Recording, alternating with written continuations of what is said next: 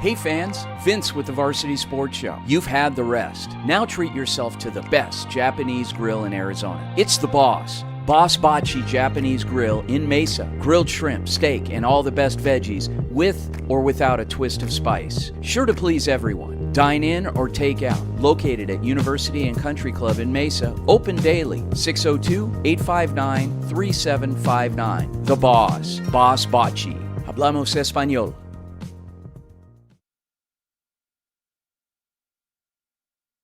Hola a todos, soy Jorge Anuajardo, su narrador de jugada por jugada de Viva Varsity, el nuevo transmisión en español del Varsity Sports Show. Estamos aquí para encender tu pasión del deporte, traerte entrevistas exclusivas y vivir cada jugada contigo. No olvides a seguirnos en Instagram @Viva Varsity para ver lo mejor de las jugadas destacadas, momentos detrás de cámara y todo lo que pasa dentro y fuera del campo. Esto es Viva Varsity, donde el deporte agarra vida en tu idioma. Hey everyone, I'm Jorge Anuajardo, your play-by-play broadcaster for Viva Varsity, the brand new Spanish broadcast of the Varsity Sports Show.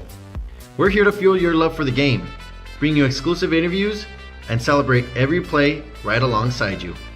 Make sure to follow us on Instagram @Viva Varsity for highlights, behind-the-scenes moments, and everything happening on and off the field. This is Viva Varsity, where the game comes alive in your language.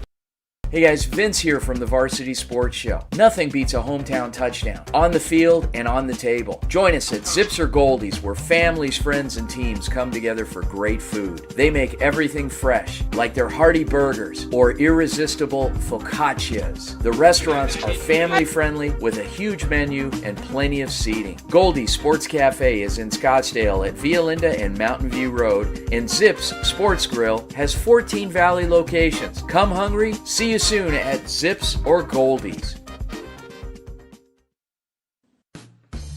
APAC is your one-stop source for all your automotive and heavy-duty air conditioning parts, supplies, and equipment. They're family-owned and have been the Valley's go-to for all your auto AC needs since 1982. Whether it's for your everyday or vintage car, commercial, or off-road vehicle or equipment, APAC has you covered. Call APAC, AAPAK, the AC experts at 602-254-1116 and ask for the Varsity Special to get 10% off your purchase. Hey guys, Vince here to talk about Angel Dentistry. It's where my wife and I have gone for over 10 years, and we trust them with our routine and extensive dental care because they care. Dr. Amber Angel is an Arizona native, born in the town of Miami, and has been practicing in the Valley over 20 years. For general to comprehensive dental services, call 602-788-2008. Located off of Cave Creek Road just north of the 101 in North Phoenix. Angel Dentistry, proud supporters of our young people and proud partners of the Varsity Sports Show. Hi everyone, my name is Abigail Hardy and I'll be interning with Varsity Sports Show this fall semester.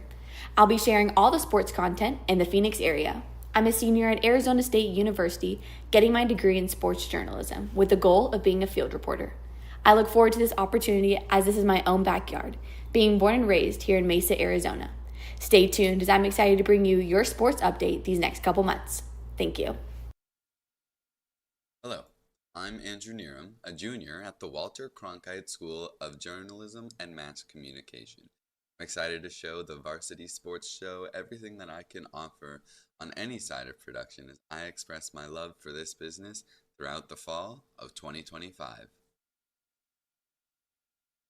Life at Cogier is full of warmth, connection, and adventure. Come and take a closer look at a new kind of senior living.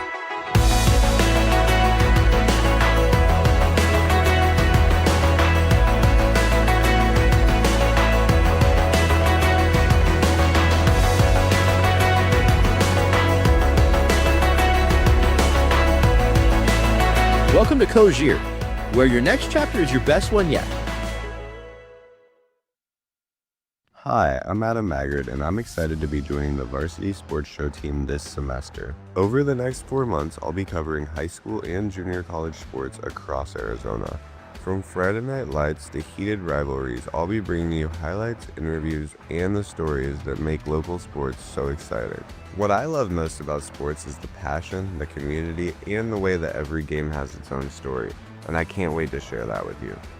so be sure to follow the Varsity Sports Show all season long. It's going to be an incredible ride, and I can't wait to take you with me.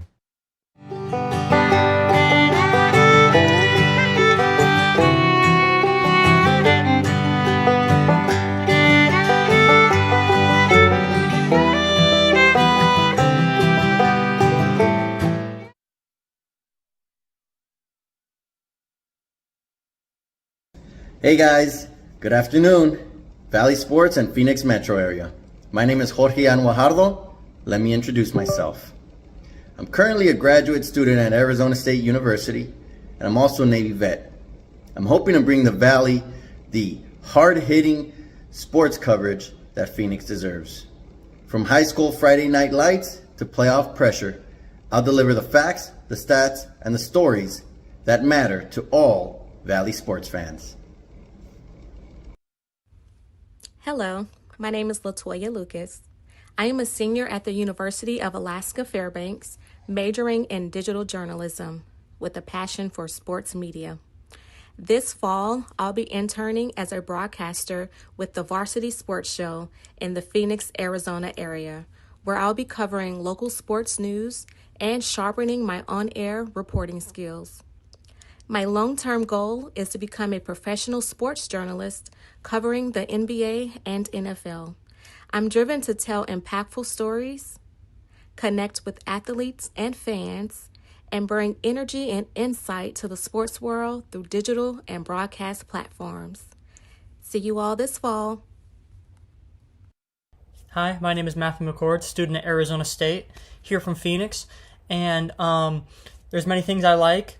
If I could promo myself, but of course I'm going to talk about sports first because I love broadcasting. It's the main thing that's gotten me into where I am in terms of joining the Varsity Sports Show and at Arizona State. I love studying real broadcasters like Jim Nantz, for example. He's my favorite. So I love broadcasting. I love hanging out with friends and family. It's also very important to me.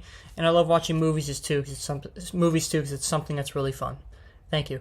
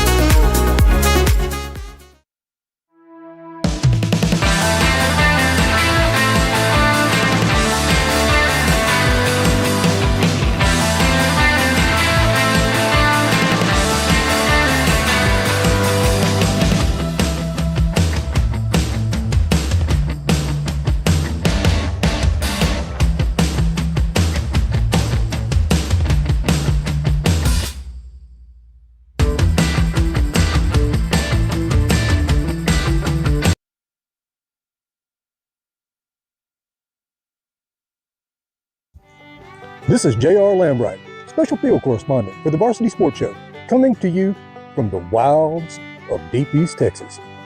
Some of you may remember me from a few years back when I did a radio segment for the Varsity Sports Show called JR's Texas Tales. This season, however, we're going to talk about the phenomenon that's sometimes pursued with religious fervor called high school football in Texas. Stay tuned. We'll see each other around.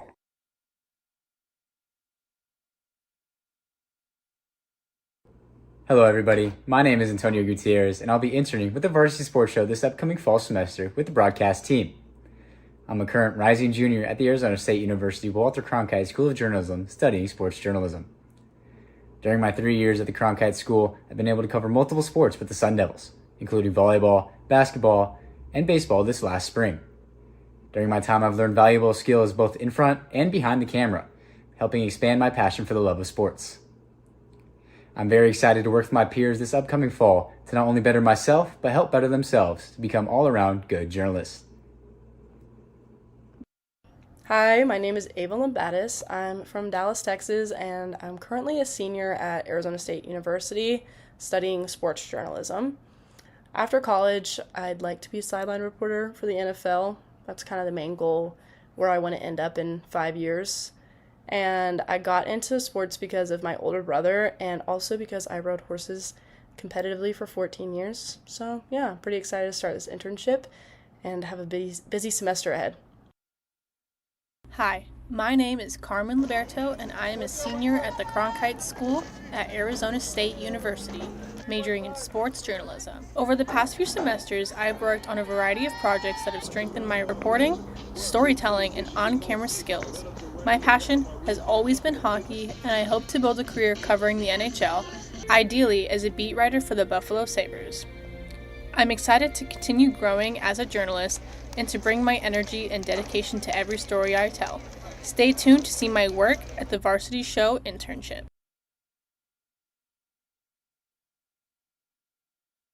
Overwhelmed by crushing medical bills that keep you up at night? Imagine the heartbreak of delaying care for your family because of sky-high deductibles, copays, and surprise out-of-pocket costs. It's a nightmare no one should face. At Fountain Hills ER and Medical Center, we've partnered with Instinctive Health Pass to deliver Health Pass, your emotional lifeline for true peace of mind. Visit instinctivehealthpass.com today. Sign up to slash costs on unlimited future visits and erase current outstanding bills from using our facilities, saving you thousands in worry-free relief. My name is Dana McDermott, and I'm a junior in the Walter Cronkite School of Journalism and Mass Communications at Arizona State University. I am looking forward to the opportunity to get some hands-on experience and dip my toes into this industry. I've called water polo, softball, and I've broadcasted on the sidelines for high school football and basketball. I'm so excited for what this internship's going to give me. The Angry Crab Shack in Tempe, with an experience so good it remains indescribable, with something for every seafood lover. Try one of their amazing custom seafood boils, sandwiches, appetizers, and salads. Angry Crab Shack Tempe is located east of I-10 on Warner Road, 480-674-3847. The Angry Crab Shack in Tempe. Come ready to eat.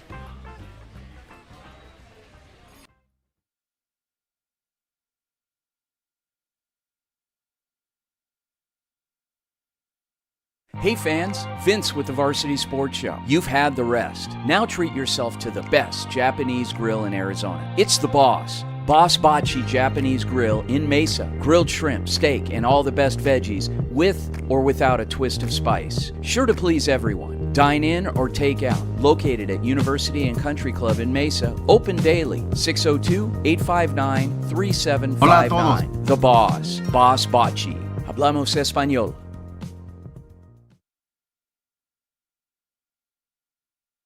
Hola a todos, soy Jorge Guajardo, su narrador de jugada por jugada de Viva Varsity, el nuevo transmisión en español del Varsity Sports Show. Estamos aquí para encender tu pasión del deporte, traerte entrevistas exclusivas y vivir cada jugada contigo. No olvides a seguirnos en Instagram, @VivaVarsity, para ver lo mejor de las jugadas destacadas, momentos detrás de cámara y todo lo que pasa dentro y fuera del campo. Esto es Viva Varsity, donde el deporte agarra vida en tu idioma.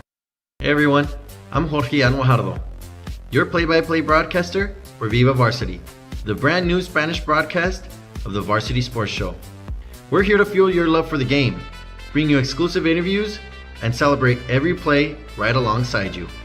Make sure to follow us on Instagram, @VivaVarsity, for highlights, behind-the-scenes moments, and everything happening on and off the field. This is Viva Varsity, where the game comes alive in your language. Hey guys, Vince here from the Varsity Sports Show. Nothing beats a hometown touchdown, on the field and on the table. Join us at Zips or Goldies, where families, friends, and teams come together for great food. They make everything fresh, like their hearty burgers or irresistible focaccias. The restaurants are family-friendly with a huge menu and plenty of seating. Goldie's Sports Cafe is in Scottsdale at Via Linda and Mountain View Road, and Zips Sports Grill has 14 Valley locations. Come hungry, see you soon at Zips or Goldies.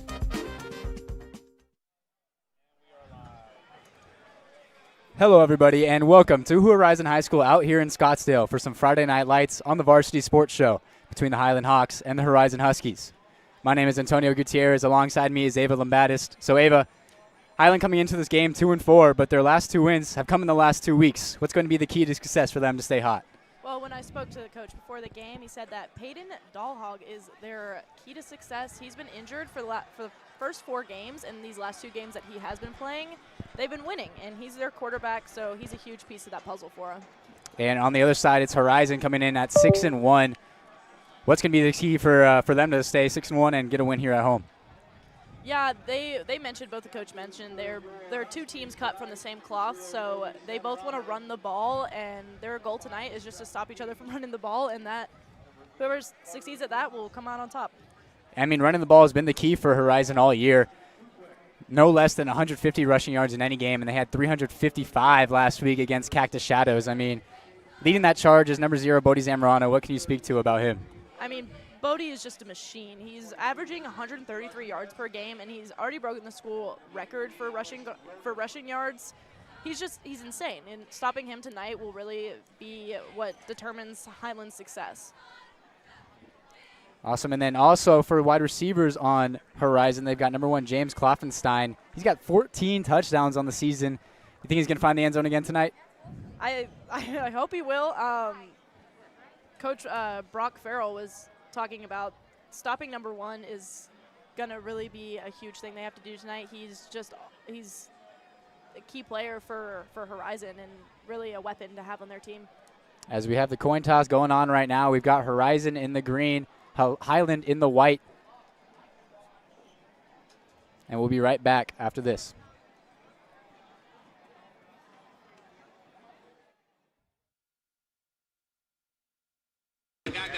Hi everyone, I'm Ava Lambatis with Varsity Sports Show, Cronkite student at ASU. I'm here with Highland High School head coach Brock Farrell. So Brock, you guys are coming off of 2 wins. What has been a key contributor to that success these last 2 games? Yeah, it helps when so we had an injury at quarterback in week 2, and then we had an injury at our starting quarterback game 1. So the kid that got injured week 2 came back. His name's Peyton Dahlhog. He played very well. So that certainly helped. That was the first game we've had all year with no turnovers, and then our defense has played really well, especially against the run. And what have you guys been looking for in practice this upcoming week to be successful in tonight's game? Yeah, I feel like Horizon and Highland are cut from the same mold. We want to play great run defense. We want to run the ball really well, and we got to have good quarterback play. If we do those 3, I think we'll be successful. Horizon is good at not beating themselves, so if we can not beat ourselves as well, I think we'll be okay. All right, well, good luck tonight, Coach. Thank you. Hi everyone, I'm Ava Lambatis reporting for Varsity Sports Show and Cronkite student at ASU. I'm here with head coach Tyson Ditmore of Horizon High School. So Coach, it's been an amazing season so far. What has really contributed to your success? I think our kids are taking ownership every week. Obviously a couple things didn't bounce for us in one of the games, but our kids are taking pride. They're showing up every day and putting the work in, and then knowing that we've got really strong opponent coming in here, we're excited for a great night. And it's homecoming night for the boys, so how excited are they? What's the energy like in the locker room tonight? I'd be lying to you if I told you I didn't kind of really know what their energy's like. They're 15, 16, 17-year-old kids. They're going to be great no matter what, and it's kind of up to them tonight to come out and have fun and get the energy going. Thank you. Good luck tonight. Thank you, guys. Welcome back to the field. Getting ready for kickoff right here as the Huskies will receive, and it's going to be a little bit of an onside kick to start the game here, but it's recovered by the Huskies. A little bit of trickery right out of the gates for the Hawks. Recovered by number 17, Jake Cash. A great awareness play for him right there on the front lines. I mean, on the opening kickoff, I don't know how expecting are you of that? Definitely not. It's actually something I've never seen before, so they were definitely trying to throw him off there with that, and unfortunately for them, that did not work out. So great starting field position for an already very dynamic Horizon offense. Going to start on their own 46. 6-1 coming into this game, homecoming night. Looking to send their fans home happy tonight. Carter Puma, number 8 at quarterback, they're actually going to stoppage before the play here, and looks like it's going to be an offsides penalty on Highland. Yeah, they've got a pretty huge crowd out here tonight for their home. Encroachment on the defense, 0. 5-yard penalty, still first down. As we get to hear from the ref down on the field tonight.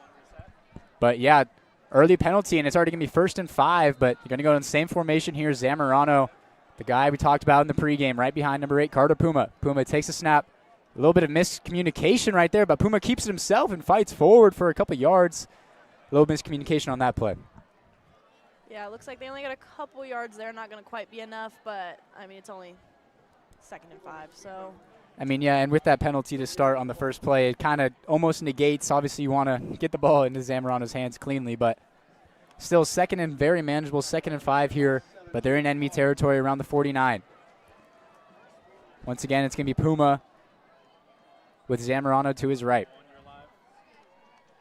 It's going to be handoff to Zamorano out to the outside. He cuts it upfield, and he's going to be tackled around. Oh, give him a little bit of a shorter spot right there. He's going to be around 3 yards short of the first down, 3rd down coming up.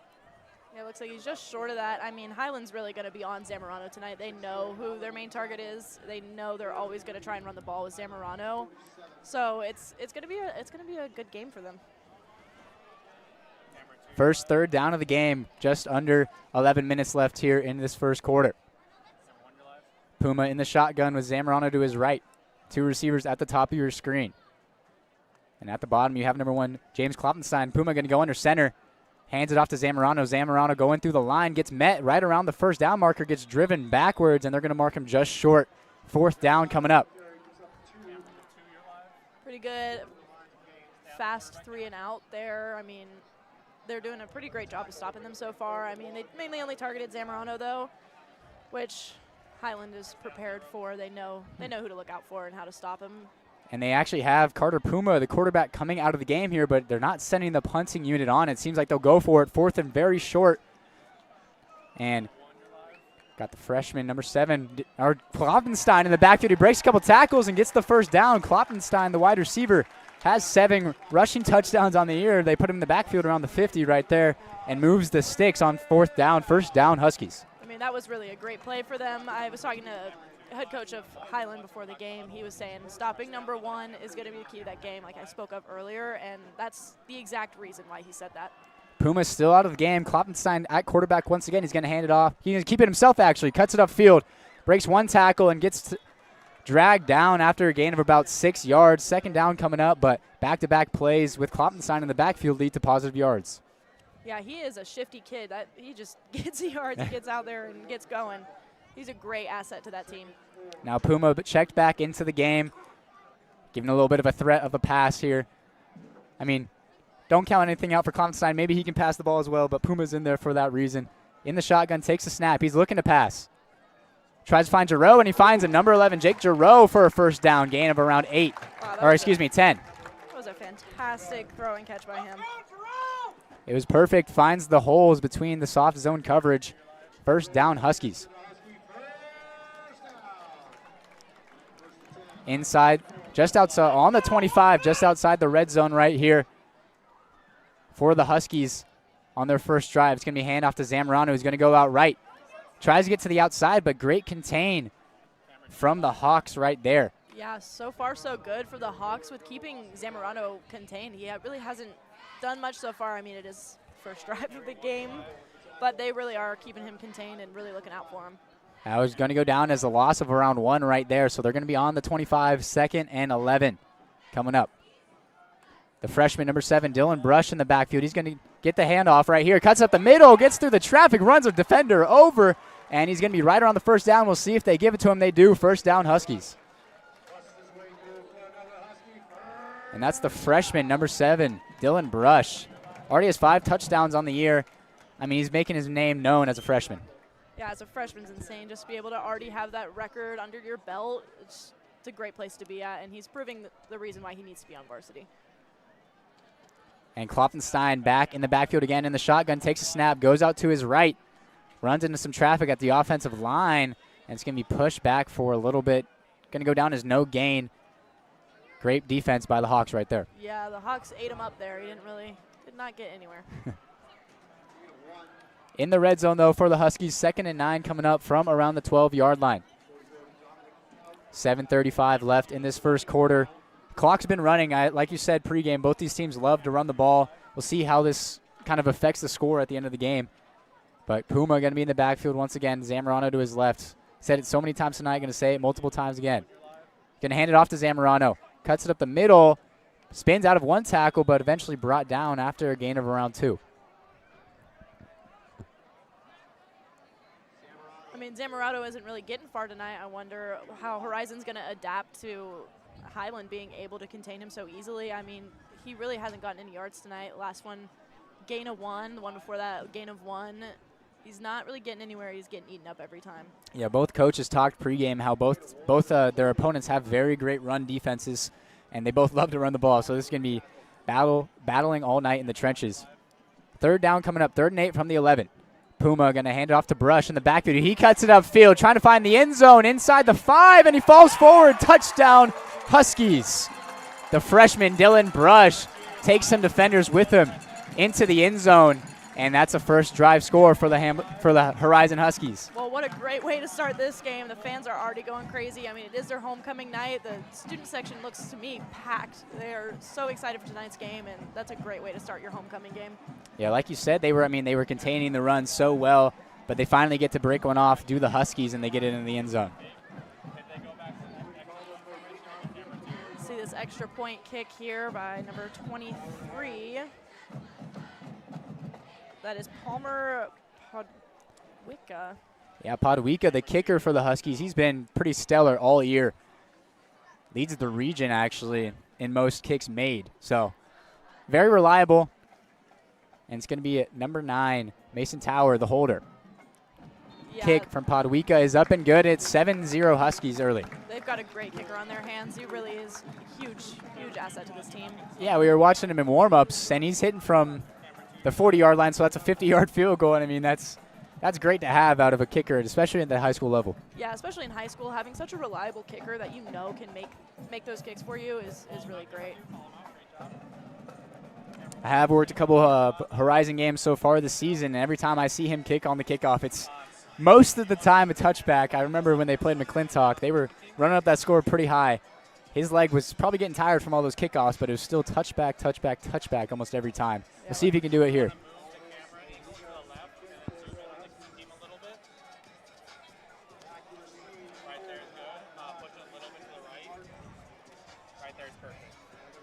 Right, we're going to go ahead and get a kickoff going here. Let's see what Palmer can do. Let's see if he can make a touchback happen for him. Get some good field position in the beginning of this drive. And it's going to be our first time seeing the Highland offense, obviously, tonight. An offense that struggled a little bit the first 4 weeks, but the last 2 weeks they've really caught some fire. I mean, they've won their last 2 games as the kick from Podwicka goes deep. And like I said, it will be a touchback. So they're going to get it. Normal starting field position for the Hawks. But like you said, when we spoke to Coach Farrell pregame, he said the key to success is their quarterback. Yeah, I'm excited to see what they have to offer this offense. I mean, they're on a little streak right now. They've got their quarterback. Seems like they're in their groove, and things are finally starting to click for them. Yeah, that quarterback, number 19, Peyton Dowhog, was injured a little bit earlier in the season, but finally back now. And he's really gained his step, Coach Farrell said, in these last 2 weeks. To his right, he's going to be number 4, Cayman Milano. He's going to get the handoff out to the left and cuts it back up the middle, but met by some Huskies right at the line, a gain of around 1.5 yards right there on first down. I mean, you're already seeing both these teams know that they're running the ball so much, and they're just each so prepared for it. You can tell every play how prepared each other are to stop that run. Yes, 2 very heavy run offenses. As 2 running backs for Highland have combined for over 150 carries just between 2 of them. They love to run the ball. That's going to be the game plan coming in tonight as number 1, Cruz Cullimore, is going to be in the backfield now with Dalhog. Man in motion coming to the bottom of your screen. Dalhog gets a snap. Going to drop back, look to pass. And that ball tries to find number 7, Crew Crandall, but that one falls to the ground incomplete, almost intercepted by the Huskies. Yeah, that was close for him. An interception here could have been huge for the Huskies. Third down coming up, 3rd and 9 from their own 21. And this side of the stadium is loud right now. You can hear they're stomping their feet. They're loud. The student section is clapping. Big 3rd down, 3rd and 9 from their own 21 for the Hawks. Already down 7-0. Try to avoid a 3-and-out here. Dalhog in the shotgun, takes the snap, looking to his right. He's going to dump it off to Cullimore. And Cullimore trying to find the first down, but forced out of bounds by number 10. Colton Becker, the safety, coming down from his position and force him out of bounds, bring him to 4th and around 4. Yeah, this is a huge stop for them. Like immediately didn't get a single first down. It's really huge for the Huskies, especially on their homecoming night. They're really trying to prove to their students that they can win this game for them. Yeah, in their own territory, on their own 27, a 4th and 3, a little bit too far for the Hawks to roll the dice, so they'll bring the punting unit on. Back to receive for the Huskies is Kloppenstein. Already called his name multiple times tonight. He's going to be back to receive this kick. The punt is off. It's a decent one. Kloppenstein fields it around the 42, cuts it upfield, and he's going to be tackled in enemy territory around the 47-yard line. So once again, another drive starting in great field position for the Huskies. Yeah, another great start for them. And Kloppenstein, we're going to be saying that name so much tonight. You guys are getting sick of it. Same with Zamorano, just two of Horizon's amazing players that they're really their key playmakers on offense for them. Yeah, Kloppenstein has 14 touchdowns on the year. That is actually more. That's more than Highland has on the whole entire season. They not a very high-scoring offense. They grind out those games when they win. Horizon going to have the ball, starting in enemy territory once again. Puma in the backfield, going to hand it off to Zamorano. Zamorano cutting up the field, gets a gain of around 4. Second down coming up. Yeah, you were saying Kloppenstein's got 14 touchdowns. Half of those are receiving touchdowns and half of those are rushing touchdowns. So he really is he's kind of a beast. He can do anything. Yeah. He can catch, he can run it. We saw him run it a couple times on the opening drive. That's really the bread and butter for them when they get inside the 5-yard line. They use his big frame to kind of just push the pile forward. He's done it 7 times this year. He's going to be lined up on the bottom of your screen right now. Puma going to try to find him actually on the outside right there around the 40. He makes the catch and goes out of bounds. Going to be around 3 yards coming up on 3rd down. Yeah, speak of the devil, there he goes, making a really great catch for him and getting some good yardage. 3rd and 3 is not a bad spot to be for him. 3rd and 3, Puma subbing off the field, quarterback subbing off of the field. Last couple times we've seen this, there he is, Kloppenstein in the backfield once again. Brush in motion, and it's going to be a keeper for Kloppenstein on the option. He's going to try to fight forward, but going to get tackled around the 40-yard line, going to bring up a 4th down. This is kind of the same scenario they were in the last drive.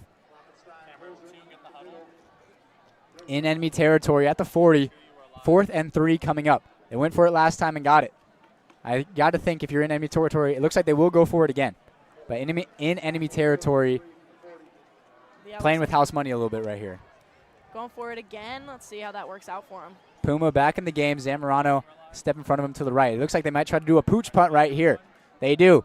Puma gets it off. Nobody back there to receive. We'll see how this bounce is. A great bounce. And it's going to bounce inside the 5. Oh, my goodness. This might go to the 1 yard. That might be the best punt I've ever seen from a quarterback. That is down at the 1 yard line. Wow. What a great play call by them. That's amazing position. That's exactly where Horizon wants them to be. The 1 yard line. Can't get much better than that. And I mean, we talk about Kloppenstein and Zamorano so much, but Carter Puma, the quarterback, he's just as important. He does his job perfectly. He finds the open receiver, and then right there we just found out he can punt the ball almost perfectly as well. Yeah, he really is like multifaceted. I think is a great way to put that. Hawks inside their own end zone, going to take the snap as Dahlhag in the shotgun. Going to step back to throw. A little bit of pressure. Can he get out of it? He does, and he escapes. Gets past the line of scrimmage and gets a couple yards, and that takes a big hit. And there's a flag on the field. We'll see if that is on the hit as he takes a little bit of a big hit.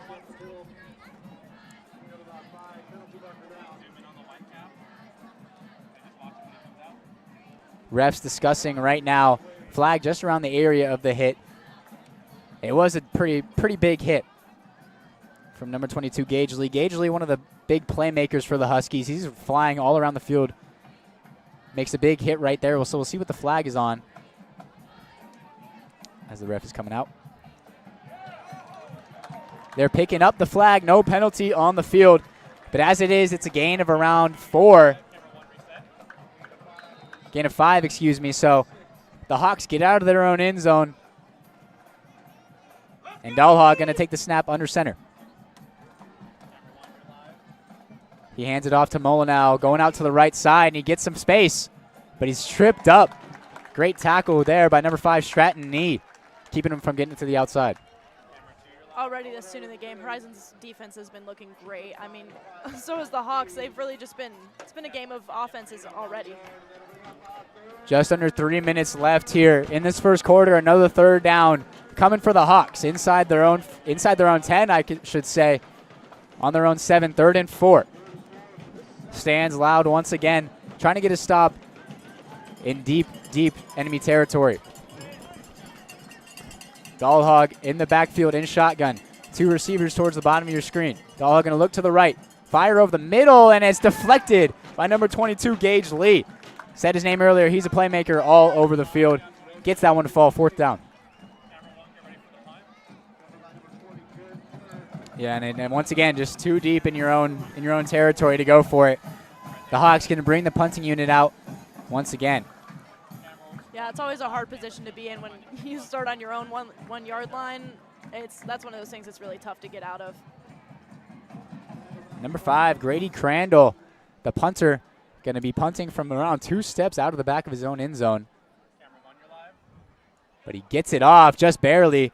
Kloppenstein going to let this one bounce, and this was going to take another friendly Horizon bounce, and this time even more great field position, starting a drive inside the 35. Each kick to start these new drives has just been getting better and better for Horizon. They've just been getting better field position every single time, so let's see what they can make happen with this. And Horizon has been on the field, their offense, I should say, for a majority of this first quarter. 2 3 and outs for this Highland offense, so you got to feel like there's something there. Is their defense going to be tired here coming out this drive? Receivers already set for Horizon. They're ready to go. Some subs going on for Highland. Let's see what Bodie can do in this drive. I know they've been doing a good job at stopping him, but he is one of the best running backs in Arizona high school football right now. So it's hard to stop him forever. Yeah. He'll eventually find a way around them, I think. With 2:24 left here to go in this first quarter, there's going to be a little bit of timeout on the field here, some confusion going on. Preston Burke going to sub off the field here. Going in is number 14, Tyler Velasquez. He's going to sub in and go in to make it their 3 set wide receivers on the bottom of your screen with Kloppenstein, Velasquez, and Shaw. Velasquez is a senior wide receiver there for him. Very quick runner for Velasquez, but Puma in the shotgun is going to keep it himself. He's going to look to fire over the middle of the field, tries to find Kloppenstein, and he does. 1st down and more inside the 15. 2nd catch of the day for Kloppenstein, and he gets him inside the red zone. Incredible way to start that drive for him. I mean, they're already so close to the end zone. Yeah, you'll definitely take that on 1st down, and just you have to think about the run so much with this offense for Horizon that they load that box, and then you get one-on-one coverage on the outside, and Kloppenstein's going to beat that 9 times out of 10. He did right there. Just under 2 minutes in this first quarter, 7-0 Horizon. Puma going to hand it off to Zamorano this time. He gets to the outside, stiff arms one man, getting to the 10. Tries to cut it back upfield and goes outside, but eventually tackled. But, I mean, that's a grown man run right there. Yeah, seriously. We were just talking about you can't stop him forever, and there he goes. That stiff arm was crazy. Cole Allen, the one for the Hawks, making the tackle there eventually on the edge, but 2nd and 4 coming up from the 9-yard line. Horizon scored their last time in the red zone. We'll see if they can do it again. Puma takes the snap, hands it off to Zamorano, and there's a lot of congestion, but he fights through for a couple yards, going to be marked just short of the 1st down. Very heavy set formation, you could say, there for Horizon, and Puma coming out of the game once again. We'll see if they try to put Kloppenstein back in there. 3rd and 1 here. This has kind of been their favorite thing to do so far in this game. Yeah, it has, and it's been working out really well for them. So I'd keep doing it too. We'll see how Highland tries to combat this. They haven't been able to yet. Kloppenstein in the backfield with Brush to his left. They're going to run out to that left side, and he breaks a tackle, Kloppenstein, but he's still going to be stopped for around a loss of 1 yard right there. 4th down coming up. We got 33 seconds left in this first quarter. Let's see if they trying to get the ball off one more time.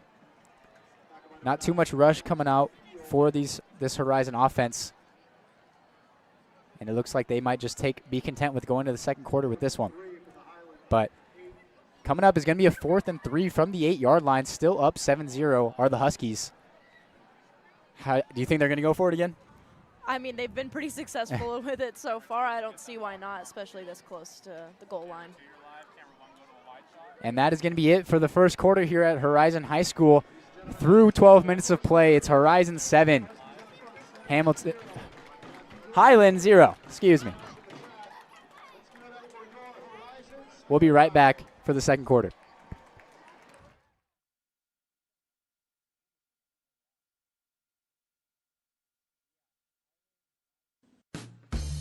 APAC is your one-stop source for all your automotive and heavy-duty air conditioning parts, supplies, and equipment. They're family-owned and have been the Valley's go-to for all your auto AC needs since 1982. Whether it's for your everyday or vintage car, commercial, or off-road vehicle or equipment, APAC has you covered. Call APAC, AAPAK, the AC experts at 602-254-1116 and ask for the Varsity Special to get 10% off your purchase.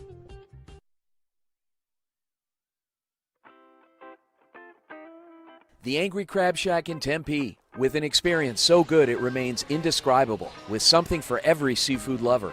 Try one of their amazing custom seafood boils, sandwiches, appetizers, and salads. Angry Crab Shack Tempe is located east of I-10 on Warner Road, 480-674-3847. The Angry Crab Shack in Tempe. Come ready to eat.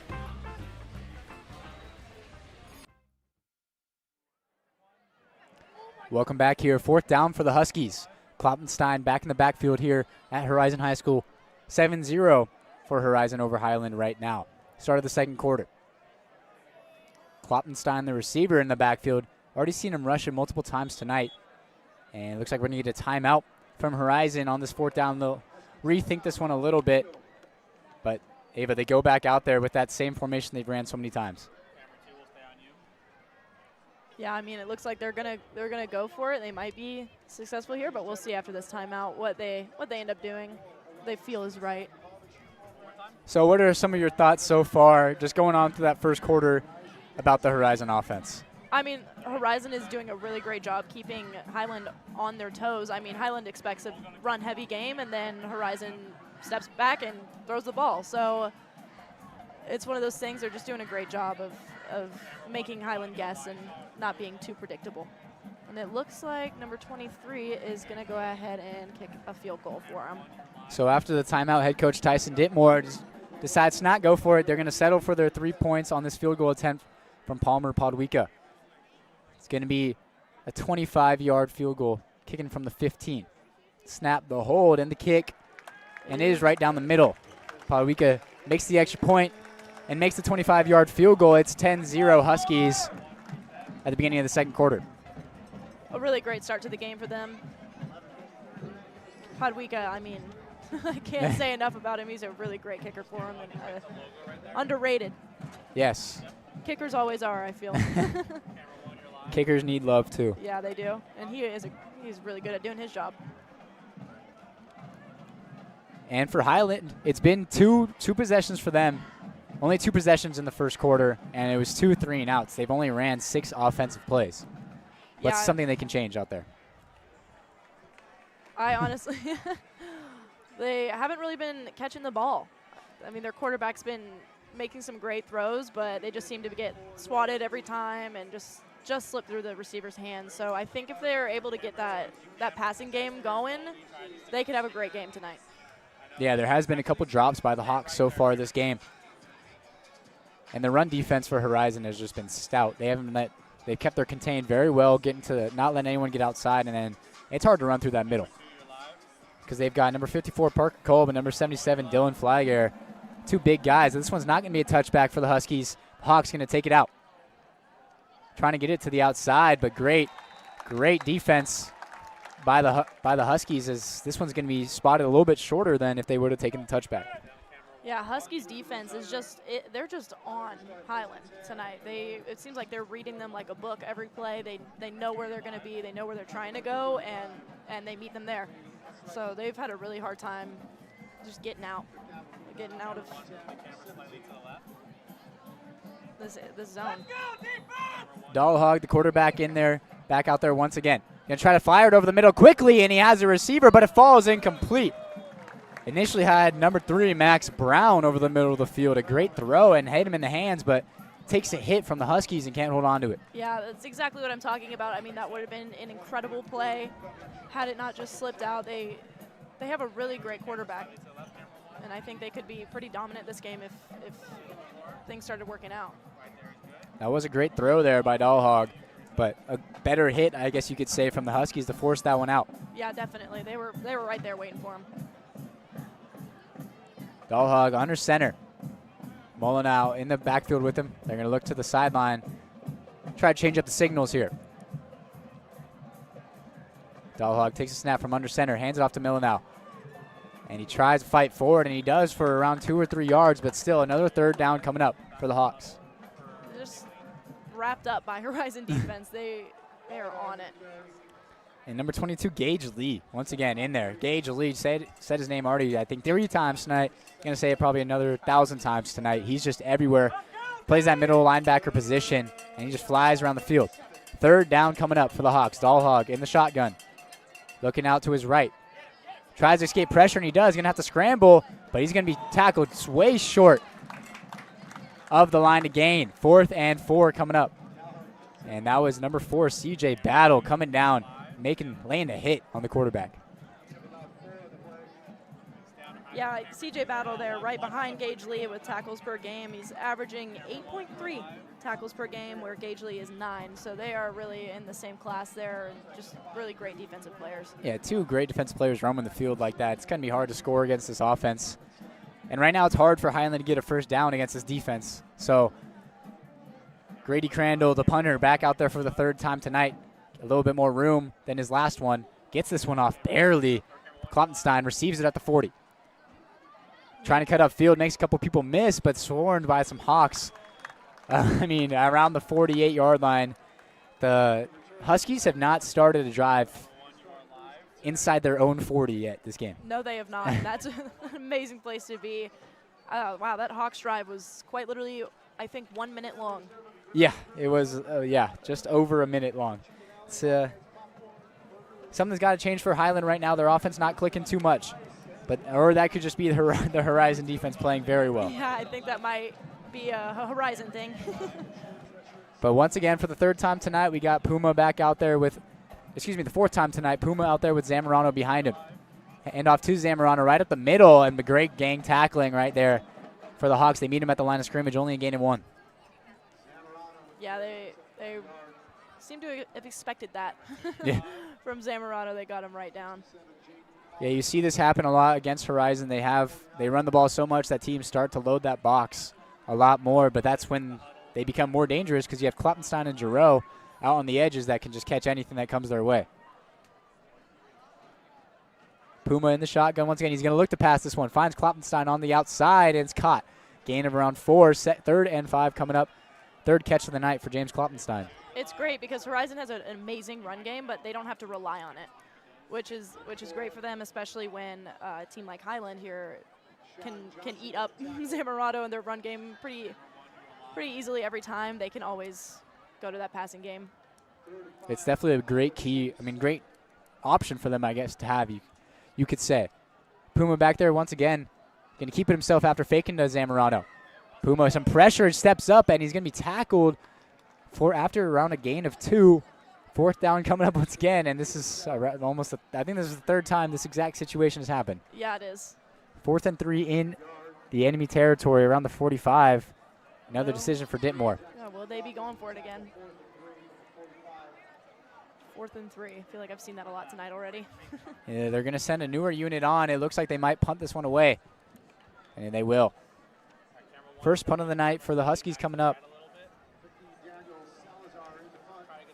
It's going to be number 15, Daniel Salazar, punting, the senior.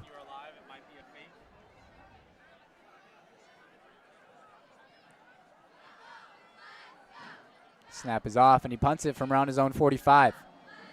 And it's going to be a fair catch from the Hawks. And it's actually going to be their punter receiving the kick. Number 5, Grady Crandall, he punts the kicks and receives the kicks. It's fun to see. That's high school football right there. Yeah, it is.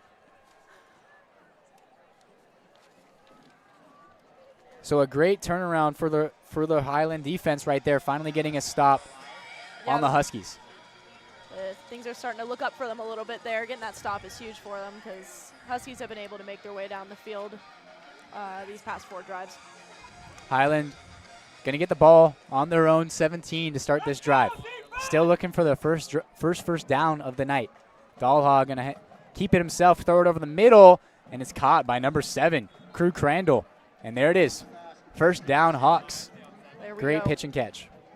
It's exactly what they want to see. I mean, that catch was great, and they've got their quarterback back out there doing his thing. Yeah, Dahlhag the junior, has not been afraid to sling it across the field so far tonight. He's going to have trips to his right, but hands it off to Molyneux, who gets a couple yards, and there's going to be a flag here on the close sideline, I guess you should say.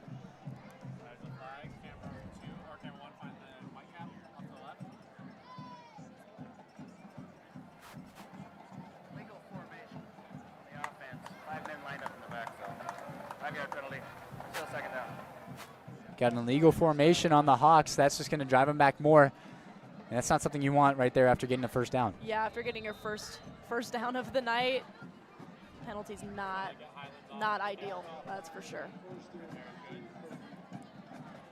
1st and 15 now coming up from their own 25. You get a first down, and then you go back 5 more yards, 7:38 left here in this first half. See what Dahlhag's got for us here. Dahlhag over the middle, and he almost finds number 1, Cruz Colomore, but it falls incomplete. Great defense. Great defense, and honestly, a great pass out of Dahlhag. Just been some slippery fingers out here tonight. It looks like number 20, Garrett Kerr, the safety, getting his hand in there at the last second to knock that one away from Colomore. And if Colomore was able to get that one in his hands, he might have been gone. There was no one in front of him, but falls incomplete. No doubt in my mind he would have been jet set. He would have been straight to the end zone. He was going pretty quick there, but wow, Horizon defense just on him. But since the ball falls to the ground, it's 2nd and 15 still coming up. Molyneux coming back into the game in the backfield next to Dahlhag. Dahlhag looking to throw once again. Fires out left and finds number 16. Rylan Reyes, first down. Or not, excuse me, not first down. Gain of around 10 right there, so 3rd and 5 coming up. It seems like they're getting their pass game going now. I mean, he really is. He's a great quarterback, and he's not afraid to throw the ball even in tough situations. 3rd down, Dahlhag steps back to throw once again, goes over the middle, and he finds his receiver, number 80, Dallas Rohner. And he takes a hit, though, from number 5, Stratton Knee. But at the end of the day, it's still moving the chains for the Hawks. Well, this is what the Hawks are wanting to see now. They're finally getting down the field, getting first downs. I mean, Peyton's getting more comfortable. They take it from 1st and 15 to a first down, but there's a flag on the field. Huskies pointing at the offensive line. We'll see who this one is on. Prior to the snap infraction, offense number 63, 5-yard penalty, still first down. False start on the Hawks for a snap infraction, so that one on the center, moving the ball a little too early. Still first down, but 1st and 15 once again, second time in the last 2 sets of first downs. Yeah, not sure how happy their coach is going to be about that. Each first down, they've gotten a flag directly after. But they're moving the ball down this field.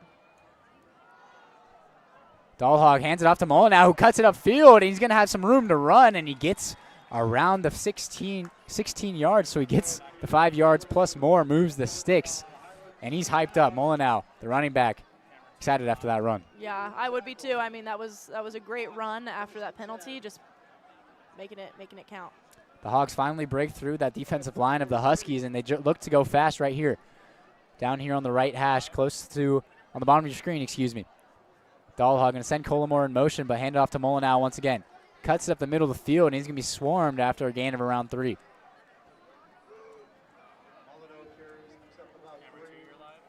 Yeah, that Molyneux, he's great for them. He's really making some plays right now, getting them down the field. He's their workhorse for sure.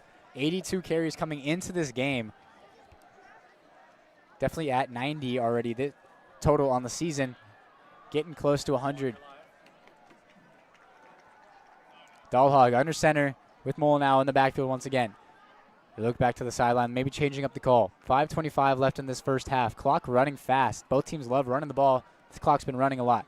Collimore in motion again. It's going to be a handoff once again to Molyneux. He's going to get upfield untouched and gets the first down before getting tackled. He is just getting them down the field. This has been a very fast-paced game. They're moving, and it's working for them. You're just handing it off to Molyneux, and he just zooms down that field. They're going quick again. Another motion with Collimore. And a flag on the field once again. It looks like just some more miscommunication around the line of scrimmage, and it looks like it's going to be against the Hawks. Prior to the snap, false start, offense, number 73. 5-yard penalty. Down.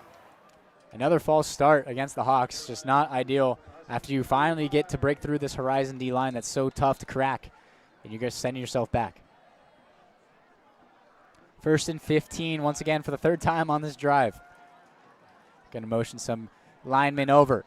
Dahlhag under center. Looks to the sideline to change the signal once again. They love doing that, trying to see what formation this defense is going to be in. Molyneux in the backfield. Dahlhag takes a snap from under center, pump fakes it, and he gets a hit. Hit comes out, the ball comes out. Molyneux falls on top of it, but a great hit from number 28, Vetter Wolfley, getting his hands on the quarterback and setting that one free. Yeah, that was a great hit, honestly. Brought him back a few yards, too. But that fumble was recovered. That was luckily big hit for the Hawks. That was really big.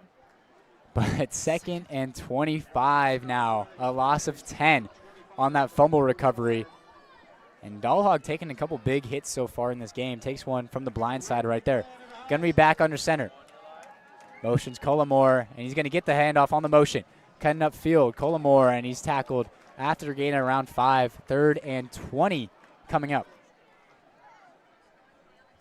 Yeah, this is not ideal. 3rd and 20 after you've been moving down the field and finally breaking through that defense, that Horizon defense.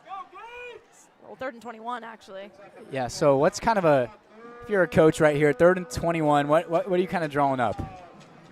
I mean, I would a pass would be ideal if they can make that happen. Let's see what they can try to go for. I mean, that Horizon defense is eating up a lot of run plays for them. The crowd is heating up, too. It's loud. Dahlhag looking to throw, and he dumps it off to number 18, Logan Ward.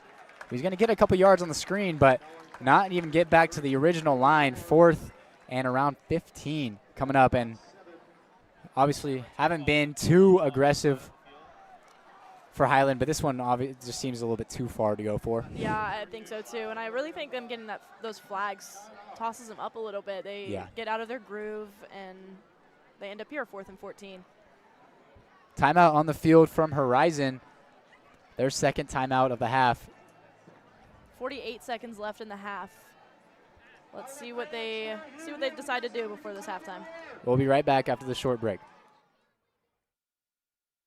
Hey guys, Vince here to talk about Angel Dentistry. It's where my wife and I have gone for over 10 years, and we trust them with our routine and extensive dental care because they care. Dr. Amber Angel is an Arizona native, born in the town of Miami, and has been practicing in the Valley over 20 years. For general to comprehensive dental services, call 602-788-2008. Located off of Cave Creek Road just north of the 101 in North Phoenix. Angel Dentistry, proud supporters of our young people and proud partners of the Varsity Sports Show.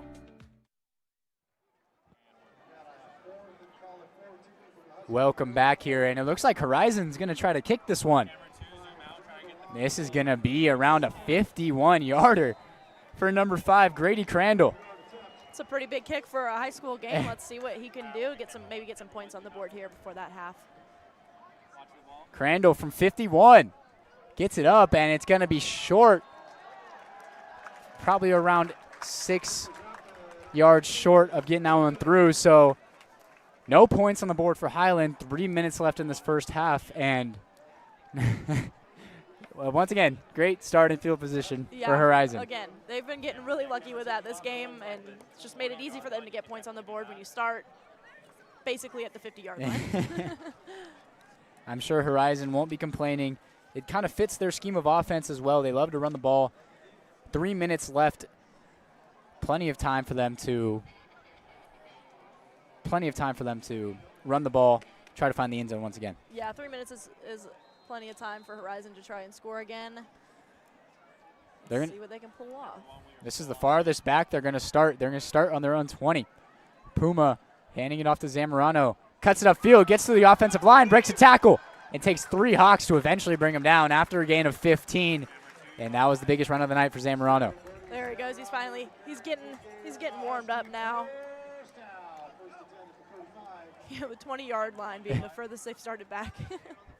Zamorano once again only gets a gain of around 1 or 2 right there as the Huskies went fast, but Zamorano coming into this game with 934 rushing yards, trying to reach 1,000 for the second time in his high school career. Did it once his sophomore year. He had 1,600 rushing yards his sophomore year. I mean, that's just insane.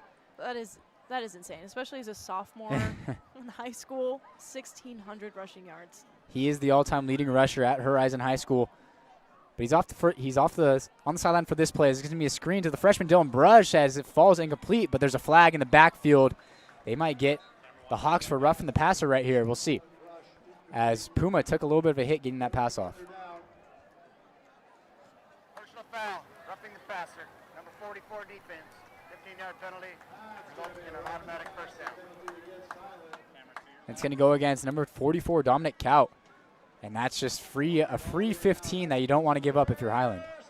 Yeah, wow, 15 yards. That's not good if you're Highland. 2:11 left in this first half. 3 receivers at the top of your screen. Puma going to hand it off to Zamorano, though. Cuts it up the middle, drives, get outside, and he does. A couple men to make miss, and he just runs through a defender. Gain of 9, 2nd and 1 coming up. Yeah, it looks like they're just short of that first down. Zamorano just really getting into his groove now. He's just flying across the field. Puma to pass this one. He's going to drop it off to Velasquez, who gets it knocked out of his hands. Great play by the defense right there to get that one incomplete. 3rd and very short coming up, but that does stop the clock for the Huskies. 1:46 left in this first half. Stops the clock. They do have one more timeout to stop the clock if they need to. How do you think they'll play this? Do you think they'll try to use the whole clock or just score whenever they can? Man, I don't know. I feel like they're going to try and eat up that clock. I don't think they want the Hawks to have any time left. Puma gets it to Brush, who's going to try to fight for the first down, and the spot they're giving him, and it looks like they'll give it to him. Oh, Highland comes out with the ball. They're trying to say it was a fumble, but it's going to be a first down Huskies, and a timeout on the field from the Hawks. 1:41 left here. Yeah, the Hawks have some things to talk about. Make sure that the Huskies don't score again before this half. Just under 2 minutes left here in the first half. 10-0 Horizon. We'll be right after this break. Hi everyone, my name is Abigail Hardy and I'll be interning with Varsity Sports Show this fall semester. I'll be sharing all the sports content in the Phoenix area. I'm a senior at Arizona State University, getting my degree in sports journalism with the goal of being a field reporter. I look forward to this opportunity as this is my own backyard, being born and raised here in Mesa, Arizona. Stay tuned as I'm excited to bring you your sports update these next couple months. Thank you. Welcome back, everybody, to Horizon High School. As the Huskies are driving, already up 10-0. The touchdown on the first drive, and a field goal coming later from Podwika. 1:41 left here in this first half, and they have the ball 1st and 10, just moving the sticks on the 38-yard line of the Hawks. Puma in the backfield with Zamorano to his right. Puma going to look to pass this one. He's going to quick it off to Giroux. He's going to catch that and get forced out of bounds after a gain around 6. And a little bit of extracurriculars going on at the end of the play, but no flags. 2nd down coming up for the Huskies. Yeah, if you're the Hawks right now, you really need to make this stop if you don't want to be down 17 or 13-0 and at the half. It's a rough deficit to come back from. The Hawks will get the ball to start the second half as Puma tries to throw it out wide, and he finds Klopfenstein And Klopfenstein breaking some tackles and finally gets dragged down. But what a beautiful ball from Puma right there. Yeah, what a great throw, and honestly a great catch by Klopfenstein too.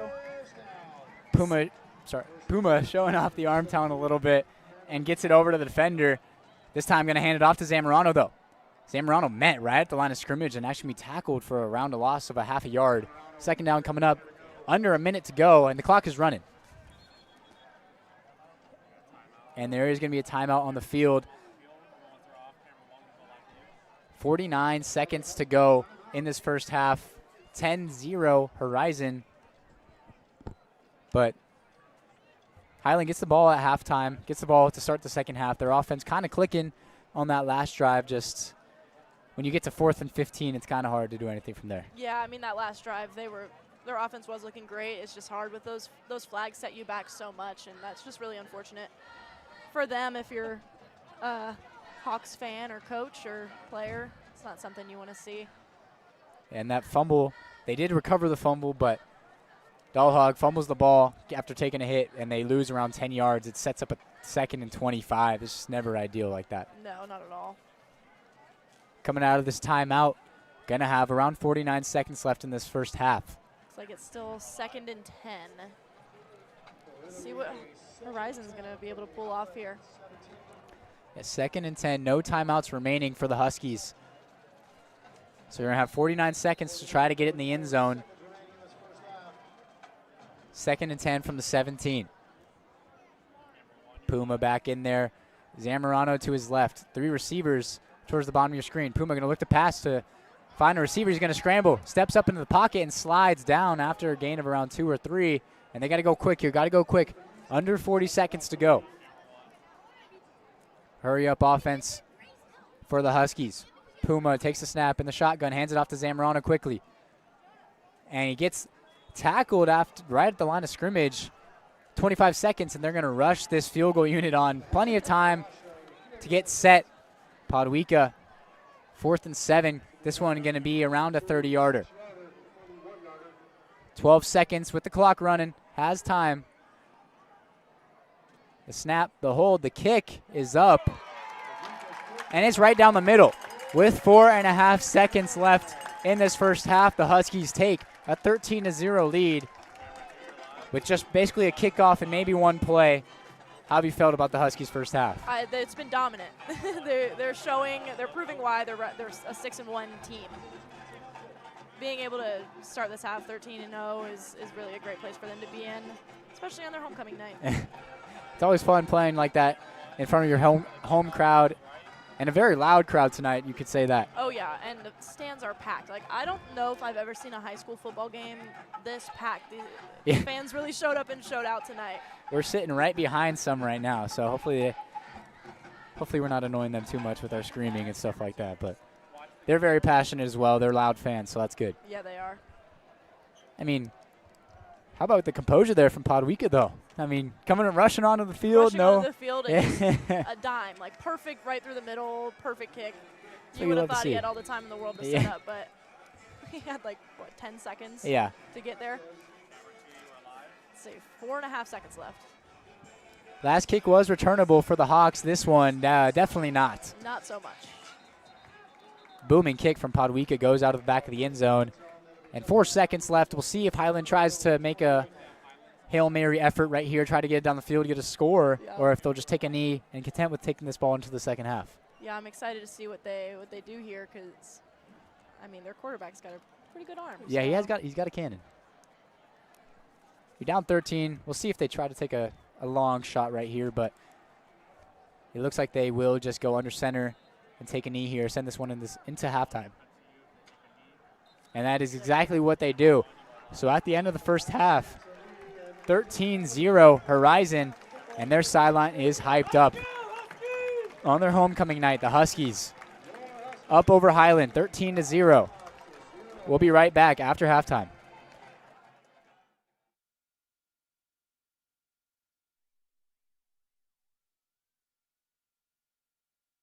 This is Reggie Wright reporting for Varsity Sports, and once again, I'm back to give you the World Cup Roundup. Tuesday marked the end of another international break, and we saw a few teams punch their tickets to next summer's World Cup. In this window, 3 different continents saw 10 countries qualify, with 7 African sides, 2 Asian sides, and a European side all securing spots. How did they do it? Let's find out. Starting in Africa, we saw a very chaotic ending to African qualifiers. Egypt qualified with a game to spare as they made easy work of Djibouti for a 3-0 win. The Pharaohs will be appearing in their 4th World Cup after missing out on the last edition in Qatar. Continuing with North African teams, Algeria also clinched a spot for next year with a game to spare after a 3-0 win against Somalia. The Fennec Foxes will make their first appearance in the World Cup since 2014. The Ivory Coast and South Africa will also see the World Cup after a long time after both teams picked up wins on the final day of the qualifiers. The Elephants will make their first appearance since 2014 as well. South Africa entered the final match day in 3rd place following a 3-point deduction, knowing that anything besides a win against Rwanda would mean elimination.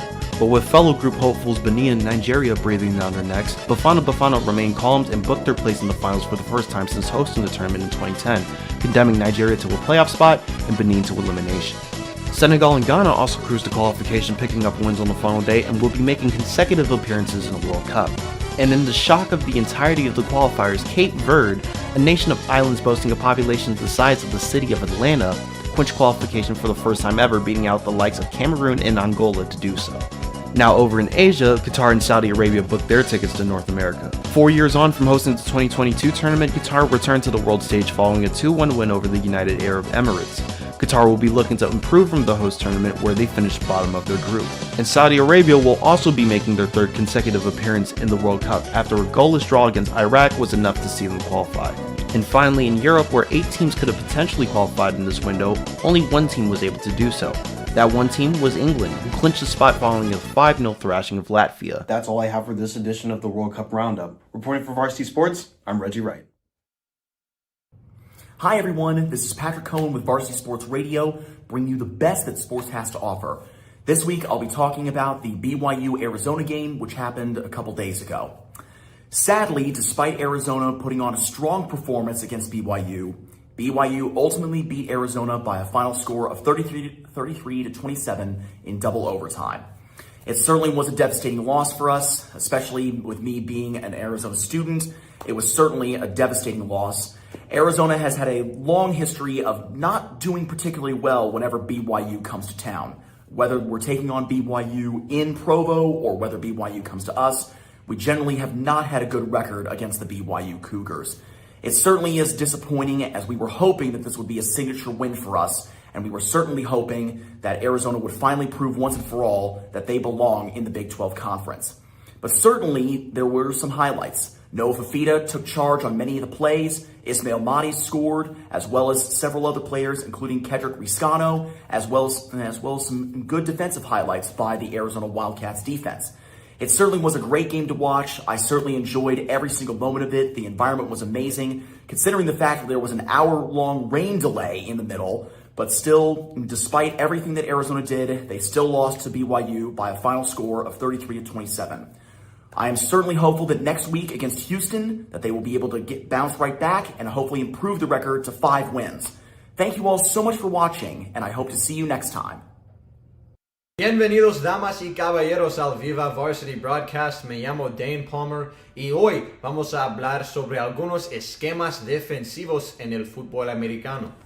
Como en la ofensiva hay diferentes estilos, formaciones y estrategias para la defensiva. Hoy vamos a enfocarnos en uno de los más comunes, la defensa 4-3. El 4-3 se usa en todos los niveles del fútbol americano y es una de las defensas más básicas y fundamentales. Se llama un 4-3 porque tiene 4 defensive linemen y 3 linebackers en el campo. Es una estructura muy balanceada que sirve tanto para detener la carrera como para defender el pase. La idea principal de este esquema es controlar los espacios o gaps que hay entre los offensive linemen. Cuando cada jugador defensivo cubre su propio espacio, debes tener un jugador en una posición de parar a la ofensiva en el aire o por la tierra.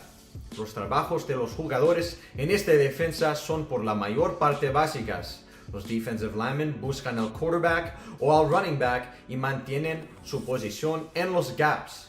Los linebackers leen la jugada. Si la ofensiva corre, llenan los gaps. Si tiran la pelota, quedan atrás a cubrir su zona y a los receptores acerca de ellos. Otra ventaja del 4-3 es su flexibilidad, donde esta formación la defensa puede cambiar fácilmente a otras formaciones o conceptos dependiendo de qué hace la ofensiva. Por eso se le conoce como una base defense. Es el punto de empiezo para muchas estrategias diferentes en fútbol americano. Eso es todo para ahora, damas y caballeros. Gracias por escucharme. No se mueven, porque toda la acción casi va a regresar aquí en el Viva Varsity Broadcast. Otra vez, mi nombre es Dane Palmer. Hola a todos los directivos e entrenadores de las escuelas. Soy Vince Delicio. Les presento Viva Varsity, nuestra transmisión en español del programa Varsity Sports Show. Viva Varsity acerca a las familias y aficionados hispanohablantes a la emoción de los deportes universitarios. Podemos transmitir sus deportes favoritos en español. Desde entrevistas hasta la acción en el campo, Viva Varsity conectará con sus aficionados de una manera que fortalecerá los lazos comunitarios. Disfrutan de sus deportes favoritos en español. Pidan Viva Varsity.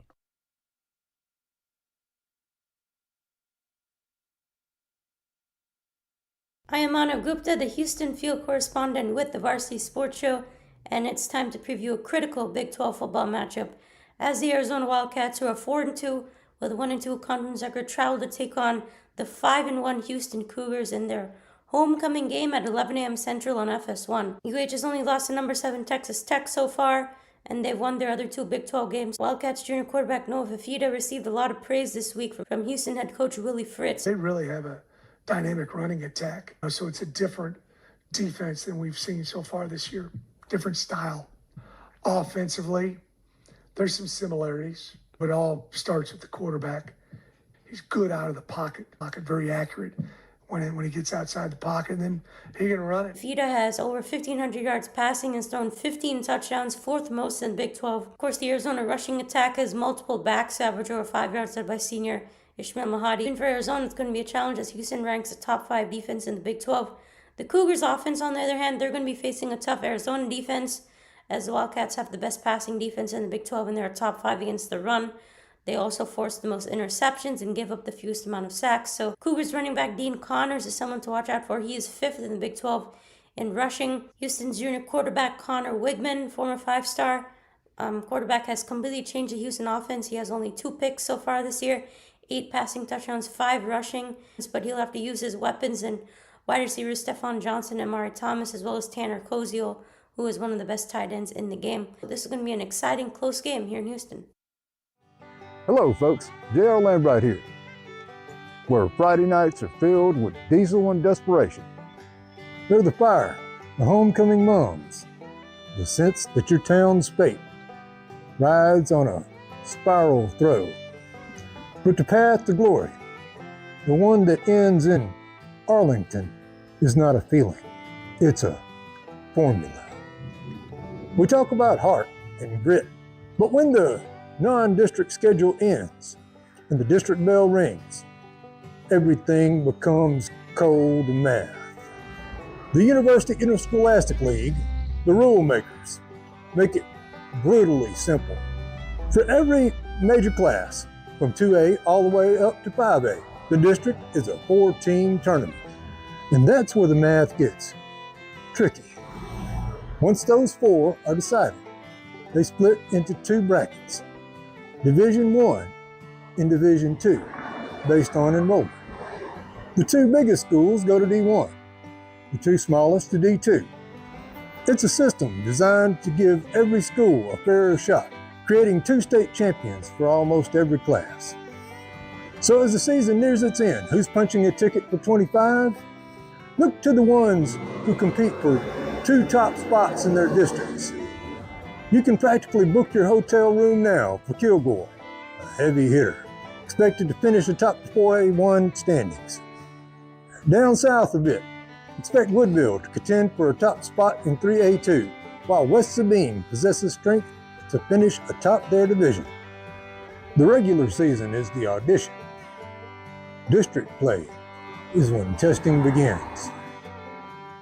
Hi, I'm Carmen Liberto with the Varsity Sports Show, and today I'm featuring a swimmer whose dream to always come to the United States and to continue her swimming career has been here since the year of COVID-19 and has been thriving ever since. Her name is Maya Pekar, and she is currently a sophomore at Ottawa University, still experiencing her dream.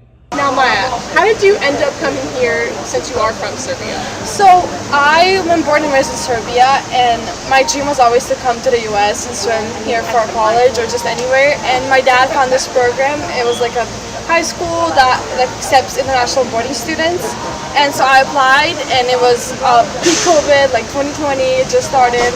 I applied and I wasn't sure if I want to get accepted, but I did, and I got a good scholarship for swimming. So I came here and I graduated high school from Georgia. How was it adjusting to kind of a really interesting part of life, especially during COVID? It was quite hard just coming here at 14 years old, leaving my parents to a whole new continent, new country, new people, everything was just so different. And then COVID being like at such peak. At that year, people were like social distancing, nobody was really outside, people were quarantining, we were masked, like it was such a different time in the world. So it was quite hard in the beginning, it was strange. But it took me a while to adjust to everything, but once I kind of got into the system, the kind of life of, America, I got used to it, and I just love it now, so it's much easier. And how does the swimming kind of compare from here than it does in Serbia? I feel like swimming here, coaches pay attention or just like spend more time with their swimmers and really focus on their mental health rather than in Serbia. It's just like swimming and getting the best times and just being the fastest as they can and winning all these places. But here, coaches and as well as everybody around them just focuses, not only swimming, but I guess all athletes just focus on also their mental health rather than just the sport. And that was Ottawa's sophomore Maya Pekar, proving that dedication in and out of the pool can make waves across the world. Once again, I'm Carmen Liberto, and stay tuned for more halftime coverage is coming up with the Varsity Sports Show. Hey, principals, coaches, and athletic directors, Vince Delicio here. I want to tell you about an incredible resource for our high school sports season, Viva Varsity. Viva Varsity is the Spanish language broadcast that brings our community even closer to the action. On game days, you'll find live sports, interviews with players and coaches, and real-time score updates, all in Spanish. This is such an important way to connect with families and fans who want to follow along in their own language. Whether it's baseball, softball, track, tennis, or any spring sport, Viva Varsity makes sure no one misses out on the excitement. Schools can use Viva Varsity to celebrate their athletes, build stronger community connections, and share those memorable moments on and off the field. So this spring, let's make sure we're reaching everyone in our community with the energy, passion, and coverage that Viva Varsity provides.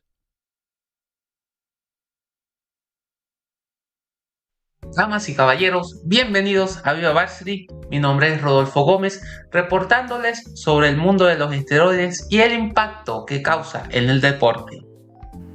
Los esteroides anabólicos han sido un tema controversial en el deporte por décadas. Aunque algunos atletas lo usan con la intención de mejorar su rendimiento, lo cierto es que su uso tiene consecuencias serias, tanto físicas como mentales. Por ejemplo, tomemos el deporte físico-culturismo, por la cual los atletas tienen que implementarse cantidades de esteroides para poder competir al nivel élite. Consecuentemente, muchos terminan con daños severos de salud. La necesidad de destacar, de mantener una posición y el rendimiento físico. En la actualidad, los procesos antidopaje se han convertido más rigurosos y constantes para disminuir el uso de anabólicos en los deportes. Y recordemos, cada acción tiene su consecuencia. La competencia, los contratos, el dinero o el miedo a quedarse atrás. Pero lo que muchas veces se olvida es que la salud es la verdadera riqueza.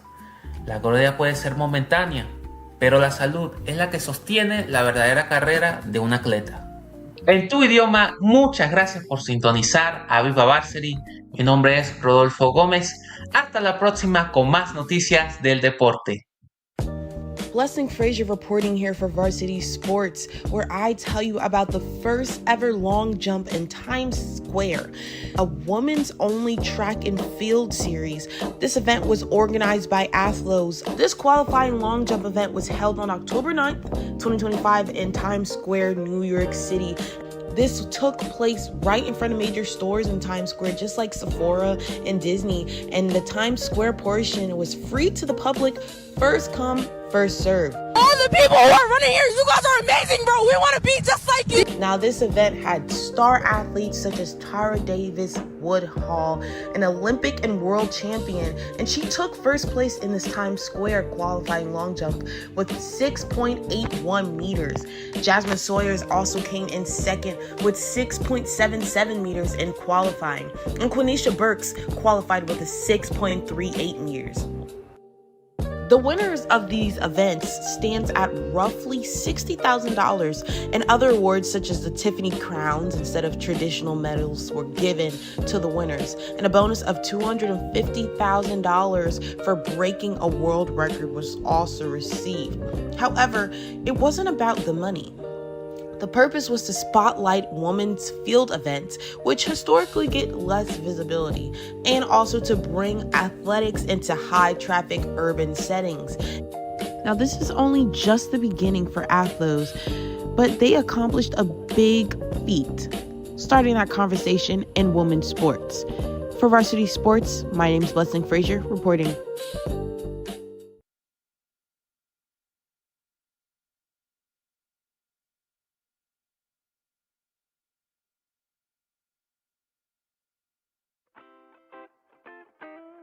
The Angry Crab Shack in Tempe, with an experience so good it remains indescribable, with something for every seafood lover.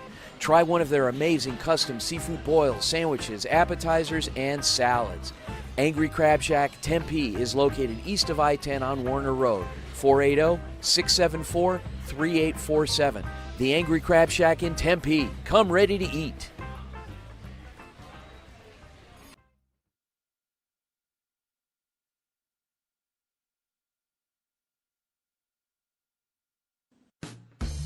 APAC is your one-stop source for all your automotive and heavy-duty air conditioning parts, supplies, and equipment. They're family-owned and have been the Valley's go-to for all your auto AC needs since 1982. Whether it's for your everyday or vintage car, commercial, or off-road vehicle or equipment, APAC has you covered. Call APAC, A-A-P-A-K, the AC experts at 602-254-1116 and ask for the Varsity Special to get 10% off your purchase.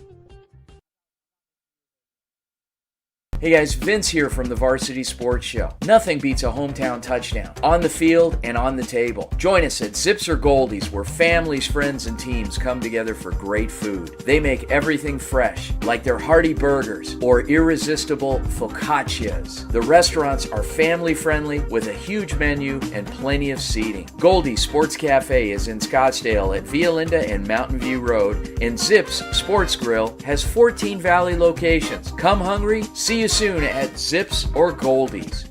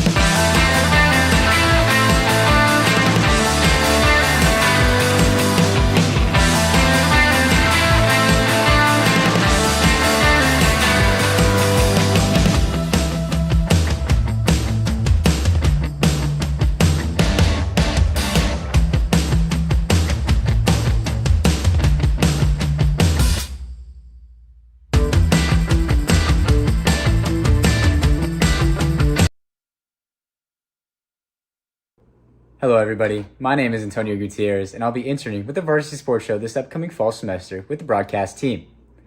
I'm a current rising junior at the Arizona State University Walter Cronkite School of Journalism studying sports journalism. During my 3 years at the Cronkite School, I've been able to cover multiple sports with the Sun Devils, including volleyball, basketball, and baseball this last spring. During my time, I've learned valuable skills both in front and behind the camera, helping expand my passion for the love of sports. I'm very excited to work with my peers this upcoming fall to not only better myself, but help better themselves to become all-around good journalists. Overwhelmed by crushing medical bills that keep you up at night? Imagine the heartbreak of delaying care for your family because of sky-high deductibles, copays, and surprise out-of-pocket costs. It's a nightmare no one should face. At Fountain Hills ER and Medical Center, we've partnered with Instinctive Health Pass to deliver Health Pass, your emotional lifeline for true peace of mind. Visit instinctivehealthpass.com today. Sign up to slash costs on unlimited future visits and erase current outstanding bills from using our facilities, saving you thousands in worry-free relief. Hello, everybody, and welcome back to the Varsity Sports Show, where we got the Horizon Huskies versus the Highland Hawks, and Horizon up 13-0, just about ready to start the second half. I'm Antonio Gutierrez. Alongside me is Ava Lambatis. And Ava, 0 points on the board for the Hawks in the first half. What's been so good about this Horizon defense? They've just been doing a really great job not letting those passes get caught. They've been on receivers every single time that the Hawks quarterback has tried to throw a pass. They've also been stopping every single run play. It feels like they've only gotten, 2 first downs in this game so far. So the Horizon defense has been on it tonight. Yeah, and those first downs for Highland, they've been very negated by penalties. Ball starts multiple times on first down, just been killing drives for the Hawks, haven't been able to get much going. They haven't really gone into enemy territory too deep on the Huskies, and for the others on the other side, the Huskies, they're starting every drive on their own 40, basically. Yeah, they've basically been halfway down the field at the start of the drive, which has been really beneficial for them. I mean, you can see it on the scoreboard, it's 13-0. It's been a great game for Horizon. The rushing attack has been as advertised for Horizon Zamorano, but it was the freshman Dylan Brush finding the end zone on the first drive of the night for the Huskies. Number 7, his 6th touchdown on the year. Yeah, Dylan Brush is actually very impressive, and we spoke earlier about him being just a freshman and already having 6 touchdowns on the varsity team for Horizon, and a very good varsity team on Horizon. This is a team stacked full of great players, and he is really making his name. Yeah, and he wears that number 7, something that Bodie Zamorano, the star running back, wore his first 3 years on varsity. It's kind of a legacy number. You got to work up to number 0. Number 0 is really the legacy number here at Horizon High School. Many great players have worn that 0. It's Bodie Zamorano now, but Dylan Brush trying to make a case for himself going forward. I'd say he's doing a pretty great job of it. Highland going to be receiving the ball to start the second half. What's going to be some keys for them to kind of get their offense on the right track? I mean, these balls need to be caught. The amount of drop passes, and I mean, honestly, it's Horizon's defense too, knocking these passes out. It's been hard for them to move down the field.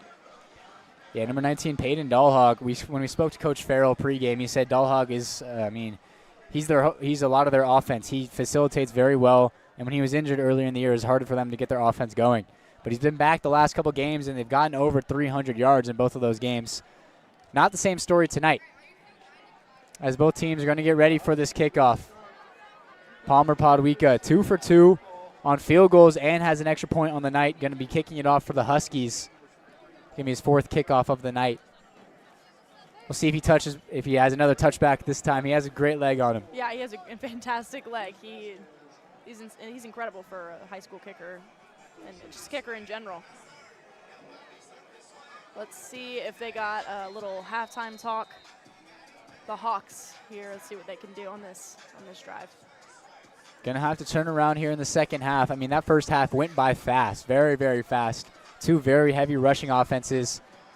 So you got to think Horizon's going to keep the ball on the ground here and try to just get this clock all the way down. But Podwika, to start the second half, booms this one. And no return from the Hawks once again. You're going to start on their own 20. Yeah, that first half was 50 minutes long. Under an hour, which...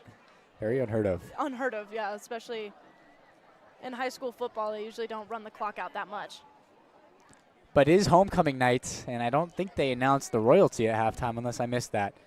But they announced the nominees pregame. No awards are given out at halftime. Maybe that's a postgame thing or third quarter break, something like that. Yeah, I don't recall seeing that either, and it was a 20-minute long halftime, so a little I'm bit longer invested. than usual. I was invested. I am too. I saw the nominees. I know who I'm rooting for. Kidding. Dahlhag gets it, hands it off to Molyneux, who on the first play of the second half is going to get around 5 or 6 yards. Great start for the Hawks. Yeah, already looking a little bit better there. Usually getting a little wrapped up. I mean, Molyneux, he's been having a great game towards the end of the first half, and now he seems to be picking up the pace too a little bit. The Hawks in the all whites with some black pants, but they got the white helmets on. I spoke with Coach Farrell. They actually have 2 helmets. They got a very generous donor, so they have those teal helmets that they usually wear, but they got the white ones here on the road. Dahlhag going to use Colmore in motion once again. Pump fake. Going to try to take a shot downfield. And he's got his man, number 8, Anthony Martin, with a great catch in one-on-one coverage, and that's a huge gain to start the second half. Wow, what a way to start the second half. That's exactly what they needed. This is exactly how they needed to be playing in the first half for them to be successful in this game. That's what you want to see as a Hawks coach. They use the play action to their favor right there, and they just take the top off of the Horizon defense, and they go fast to the line. Dahlhag back under center. This time going to give it to Colmore in the motion, who's going to cut it upfield, break one tackle, and fall forward for a gain, of around 6. Yeah, now they're moving. They're looking good for this first drive here.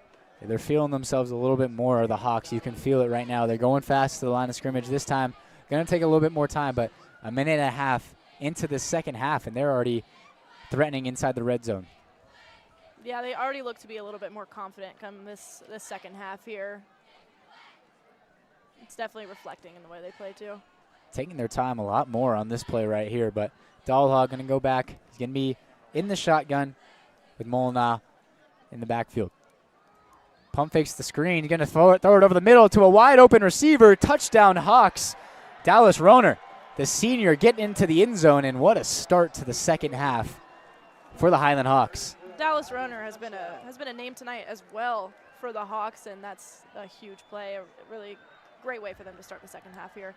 Total turnaround. Yeah, you cannot ask for a better start if you're Highland right there. No. And just like that, it is 13-6, 13-7, pending this extra point from the kicker, Caden Leonard, his first kick of the night.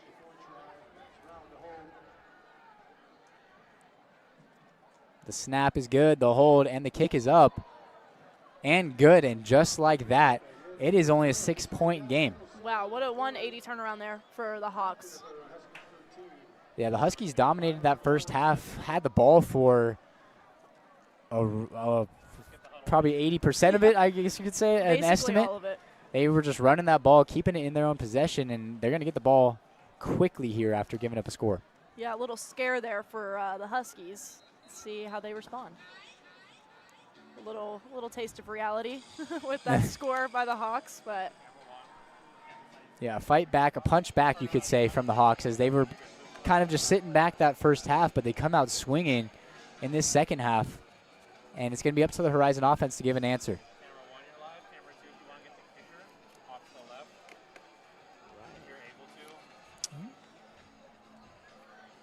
And it's going to be number 5, once again, Grady Crandall, off to kick it off for the Hawks. He had a kick attempt around a 51-yarder at the end of that first half. Came up just short, but still has a good leg on him. He's the punter, the punt returner, the kicker. He does a lot, and he also plays defense too. a little bit of everything there. Yeah, that attempted field goal was a long one. Yeah. It was a long one. It just fell short. But still pretty impressive kicker they have here too. The three-way player kicks this one off, and Kloppenstein going to let this one bounce in the end zone and out of the back of it. Touchback. And the Huskies going to start the farthest back they've started this entire game on their own 20. Start in a normal field position instead of at the 40-yard line. Yeah. See how they play from here. No turnovers so far in the night for either team. A close one for Highland as their quarterback got blindside strip sacked, but They fell on it, recovered it. That was what set up the long third down for them earlier in the game. But for now, no turnovers. 10 minutes left in this third quarter. Just getting started here at Horizon High School. Yeah, knock on wood.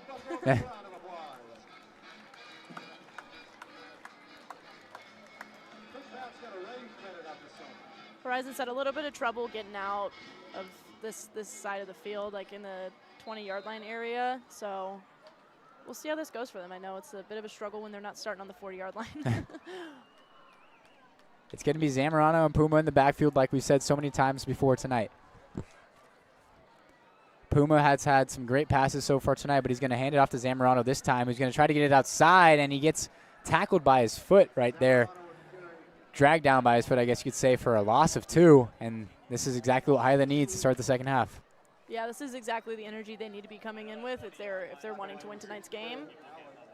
They're really picking up on the defense and offense, both sides of the ball. The Hawks came out swinging at this second half. 2nd and 12 now from their own 18. They're going to give it back to Zamorano once again. This time he's going to get some room to run, and he's going to get a gain of around 5 right there, but bring up a 3rd and medium. 9:26 left in this third quarter. And Highland with a little bit momentum coming on their side right now, coming out of this halftime break. 3rd and 6. Let's see. Yeah, 3rd and medium, something that Horizon has not been in much tonight. They've been in very 3rd and short, 4th and short situations. We'll see how they play it here. Fake it to Zamorano. Puma with some pressure in his face, and he's going to go down, and he's sacked by the Hawks. Now that is not what you want to see as a Horizon fan. Not a great way to start the second half, but it was Jackson Crawford, one of the leaders in sacks for the Hawks, getting in there for another one. But the clock running under 9 minutes here, and 3 and out coming up for Horizon. It's exactly what the Hawks ordered. yeah, that Jackson Crawford has had 2 sacks. We'll make that 3 now. So far this season. And was tied with Carter Kamak, sophomore. Timeout on the field from Highland. So we'll come back after the short break. 13-7 now in favor of Horizon. Hey fans, Vince with the Varsity Sports Show. You've had the rest. Now treat yourself to the best Japanese grill in Arizona. It's the Boss. Boss Bachi Japanese Grill in Mesa. Grilled shrimp, steak, and all the best veggies with or without a twist of spice. Sure to please everyone. Dine in or take out. Located at University and Country Club in Mesa. Open daily. 602-859-3759. The Boss. Boss Bachi. Hablamos Español.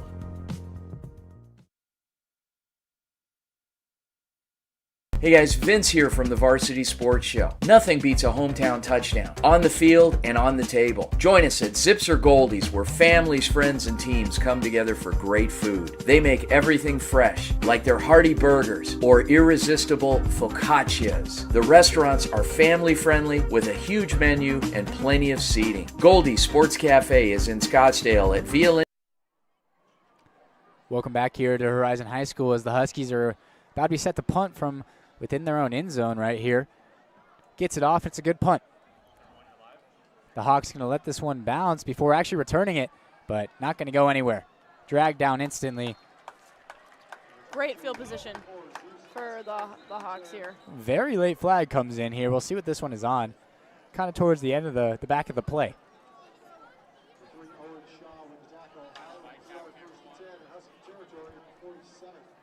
We'll go down to the ref right here to see what it is. After the play is over, personal foul, Highland, number 40, 15 yards from the end of the run, first down. And number 40 for the Hawks, Brody Snell, getting a personal foul at the end of that play, and that just sets him back from what was great starting field position to it's still pretty good, but not as good, obviously. Yeah, these flags have been killing them for – I mean, they have such a great thing, and then a flag goes up, and they're back 15 yards. Yeah, all the flags this game have been on Highland. No flags so far on the Huskies. Very clean game from them. Up 6 on the scoreboard. This time going to be a handoff to Molyneux, who's going to fight through that line of scrimmage, get a gain of 5. Just fought through some congestion right there. Second down coming up. Just under 8 minutes left in this third quarter, and the Highland Hawks have some momentum on their side. Yeah, they've definitely come back with a different energy.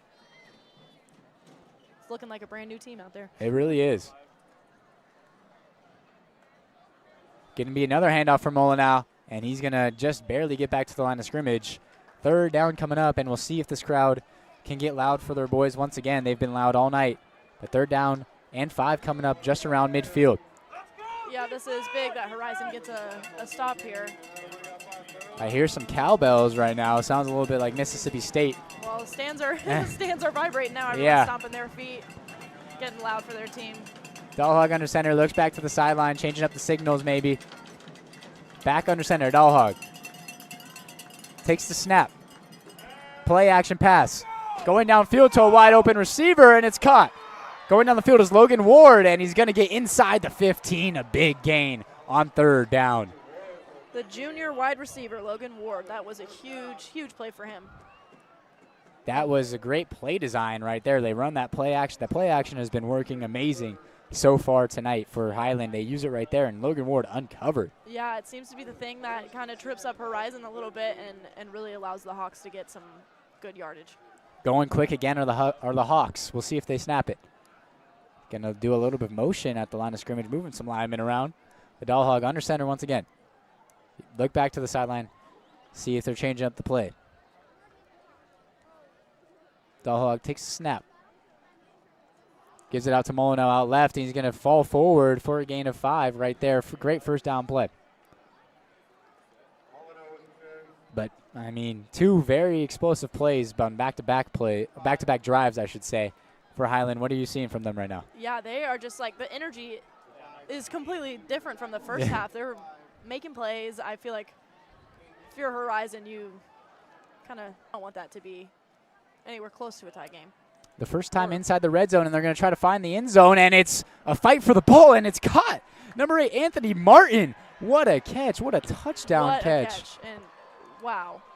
and some pretty good coverage there, too. Huge touchdown. Flag on the field, though. We'll see what this one is on.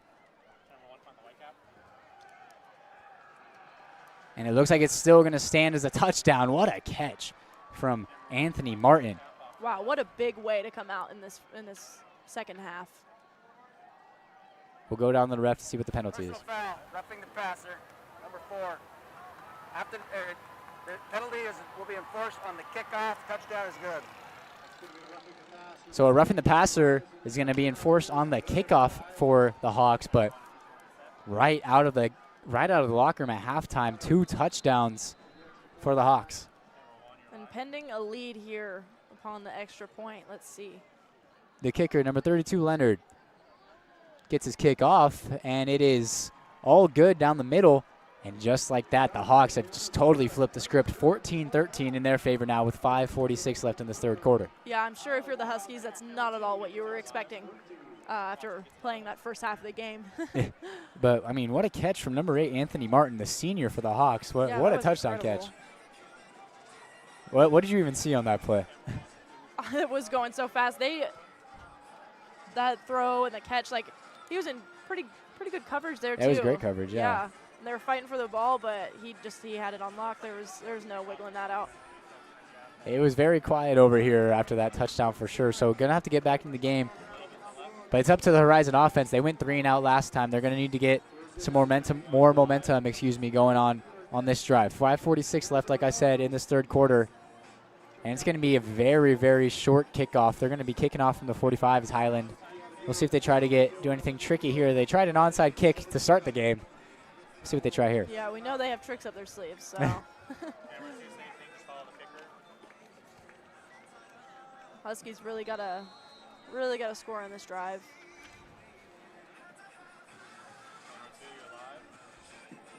Grady Crandall once again, number 5, the kicker, back to kick this time from the opponent's 45. He's just gonna send it deep, and wow, that might go onto the houses back there. Through a window. Yeah. You're probably not used to that. You might be used to it if you're by a baseball field, some foul balls or something like that. Maybe not a football coming through your window, but not sure if football's what they're expecting there. They're safe right there. But maybe a couple more penalties, he might be kicking it into the houses. But Horizon back on offense here on the 20 once again. The last time they started on the 20 was their last drive, and they went 3 and out. Going to need to get something mountain going, now trailing by 1 after dominating that whole first half. Yeah, they've not been too lucky starting on the 20. Let's see if they can change that. Zamorano going to be in the backfield once again with Puma.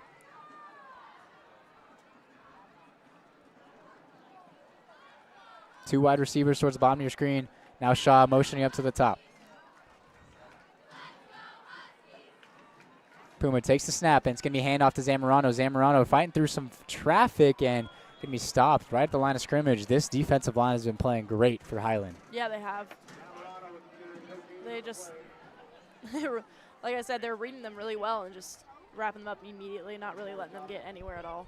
It's hard to stop a guy like Zamorano, but they are just doing that amazingly right now. Yeah, almost impossible to stop Zamorano, but they've seemed to got it down a little bit.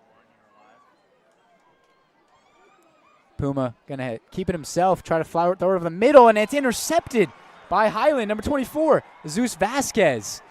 That's costly as that ball was tipped. It looked like the line of scrimmage, and Vasquez makes a diving interception, and Highland's going to start with the ball inside the Horizon red zone. Yeah, that shakes up Horizon so much. You can tell that really had an impact on them. What a huge play for the Hawks. Get that interception there on the 27-yard line, I believe is what they just said. Let's go, Huskies! Wake up! That is not where you want to be during your homecoming game right now. Oh, just like that. 6 minutes and 48 seconds into this second half, and the momentum has completely flipped sidelines. Dahlhag back under center once again. This time going to hand it off to number 16, Rylan Reyes, and the ball is out. But it's going to go out of bounds. We'll see who they give possession to. Still some confusion going on the far sideline. Yeah, I'm not sure they're sure either. It's still going to be Highland's ball. Ball came out but went out of bounds. A very interesting play right there. At the end, it's going to be a no gain, no loss play. 2nd and 10 coming up, but a very, very scary 2nd and 10 after that. Scary for the Hawks. Yeah. They're lucky they came out of that unscathed. Dahlhag, quarterback, he's a big dude out there. 6'5", 205, very big frame. And he's next to Molyneux in the backfield. Molyneux going to get this handoff, trying to go to the left side, but he is met instantly. Number 22, Gage Lee. Once again, he's there, coming down from his linebacker position, making a great play. 3rd down coming up. Seems to be around a 3rd and 9. See if that Horizon defense can do what they always do. They've doing a good job so far after this fumble or interception, my bad. Highlands figured something out on their first 2 drives of the second half, but stopped so far on this drive, starting in enemy territory. 3rd and 9 coming up from the 26. Just under 4.5 minutes left in this 3rd quarter. Stands over here are allowed. Dahlhag looking to throw. Going downfield, he has a receiver in the corner of the end zone and just out of reach of Max Brown, the junior. Just barely overthrown there. Excuse me, that was Crew Crandall, number 7, trying to get that pass. 4th and 9. Had a little bit of separation in the corner of the end zone right there, just a little bit overthrown from Dahlhag. And now this one a little bit closer, so they're going to bring Crandall back out there to kick. Grady Crandall 0 for 1 on field goal attempts, 2. So we'll see. They don't have Leonard, the kicker who kicks the extra points. He does not kick in the place kicking, which is interesting. This one going to be around a 43-yarder. Let's see if they want to try and extend this lead right now. Crandall's kick, definitely enough leg, and it is good. Crandall does a little dance after making that one. 17-13 Hawks as they score on their first 3 possessions of the second half. Yeah, they're definitely making up for that lost time in the first half. Coming out so strong. I wonder what coach was saying in there at halftime. He had to be fired up, I'm sure. I'm sure Coach Farrell was fired up, but right now it's working. In the first 8 minutes, or just under 8 minutes of this second half, they scored 3 times. That's always a great thing to do. Always. Now it's up to Horizon now. They got to get an answer here quickly. Yeah, they really do need to respond to this and not let this shake them up too much because, I mean, they're the same team that scored 13 points in the first half, 13-0. They just got to keep that motivation and not get down on themselves. The thing for them right now, it's just been hard to run the ball for anybody, for Brush, for Zamorano. The Highland defensive line has just been playing amazing. Yeah, when speaking to the coaches in the beginning of the game, they both knew this is going to be a run game, and they're both equally prepared for that. And as you've seen, running the ball has not really been working out for either of them. Crandall, after making the 43-yarder, going to be kicking this one from his own 40 instead of the other 40 this time. And this time, still going to go into the end zone, and Kloppenstein going to catch it, but a touchback either way. 4 minutes left in this third quarter. Tides completely switched now in favor of Highland. Yeah, the stands are a little quiet here now. Everyone's definitely on edge. However, it is a really nice evening. 68 degrees outside. It's finally getting into that fall football weather. It's beautiful, yeah. It is beautiful out. I remember last time I was here, it was a preseason game, a little scrimmage, and it was, I think, 105 degrees. I was sweating. It was something, but now it's like beautiful. Not cold, not hot, nothing. I remember being up here last time boiling, so this is a good change. Horizon back on offense. They're going to give it to Brush, who gets to the outside, takes some contact, and goes to the ground with his defender after a gain of around 2 or 3. And they finally, the Huskies, get to the outside, something they've been trying to do all night. Yeah, good run for him there. Definitely a lot of energy. You can tell he's playing for something. That was the freshman Dylan Brush. Has a touchdown earlier in this game, the only touchdown on the night for the Huskies, as they have a touchdown and 2 field goals, 2 touchdowns and a field goal for the Hawks. Brush back in there with Puma. Puma going to take this one, try to throw it, and he finds Shaw. Owen Shaw, the receiver, catches that one, gets a gain of around 2 or 3. Third down coming up. No, that was a first down, excuse me. Moving the chains just enough, that little pass there. Really great. The first down of the second half for the Huskies, something they definitely needed. Just under 3.5 minutes left in this third quarter. Yeah, they're definitely on the right track now. Hand off to Zamorano. Trying to get it outside, cuts it back inside, takes some contact, and gets around 2 yards. And that's his style of run right there. Take some contact, get a couple yards, get back up and do it again. Mm-hmm. Yeah, he is a really great asset to this team. Not as many yards tonight as usual, but still been a really, really great player for this team tonight. Yeah, like we said, coming in this game, 934 rushing yards, trying to reach 1,000. Not quite there yet tonight, but Puma to throw. And this one almost intercepted again, almost by the kicker / punt returner / punter, Grady Crandall. Wide receiver. Yeah. Grady Crandall gets his hands on that one, but it falls to the ground incomplete safely. Sigh of relief, I guess you could say, for the Huskies right there, but it brings up a 3rd and long. Yeah, that was a little too close for comfort for the Huskies there, that's for sure. They got Kloppenstein at the top of your screen and Giroux at the bottom.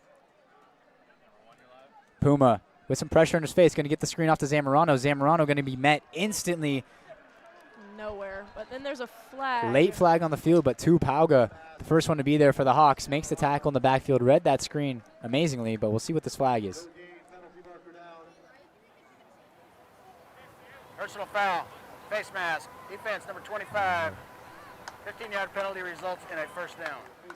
And that is huge right there for the Huskies. They get a free first down on what would have brought up a 4th down, but a face mask. Yeah, that is huge for them and a pretty big mistake on the Hawks' part there. These flags have really been biting them today, and that is just more proof of it. Huskies going to try to go quick right here. Kloppenstein in the backfield at quarterback once again. He breaks this one upfield, and he gets around a gain of 9 or 10. We'll see where they spot him, but there's the electric play that the Huskies needed. Gain of 9, 2nd down coming up as we get close to 2 minutes left here in this third quarter. 17-13 Hawks, but a little bit of a drive mounting for the Huskies. Kloppenstein has been very successful in this game tonight every time they put him out there, and he's just really been great for them tonight. Yeah, that QB run has been QB in quotation marks. QB/wide receiver run has been very great for them. They kind of just give it to him in the Wildcat, let him run. Yeah, seemed to have worked every time. But Puma back in there this time, and he's going to play action. Puma looking to try to take a shot, some pressure in his face, and he just throws it away out of bounds. Yeah, good move throwing that away. That yes, very smart move. A little close for him. Gets it out of bounds, so it stays third and short instead of taking a sack. And he's going to sub out of this game, and we'll see if they go back to it with Kloppenstein. It looks like they might just be. See him out there. Heavy set at the line. Kloppenstein going to take it, goes straight at the line of scrimmage, and he's going to get the first down and more. Gain of around 5 right there, and they'll definitely take that. Fresh set of downs coming for the Huskies. Yeah, another, what we were just talking about, that play has been working for them every single time, and they let it happen again. They're so heavy set at that line of scrimmage, it's hard to stop them. And you got Kloppenstein, a big frame on his own, kind of can just run through anything. Yeah, it's like a cheat code for him. Yeah.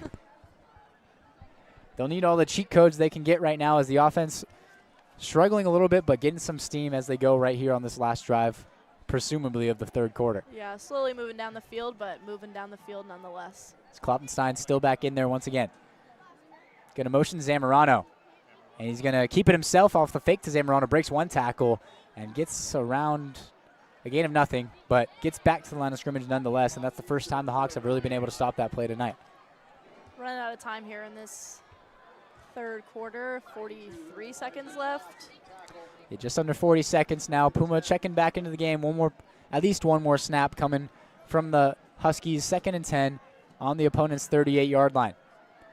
Down by 4. Puma in the backfield with Brush to his right. He's going to hand it off to Brush, actually, and met right at the line of scrimmage. That's going to be another loss on a run play for the Huskies, something they're not used to this season. 20 seconds left in this third quarter. We'll see if they try to get to the line and run another play.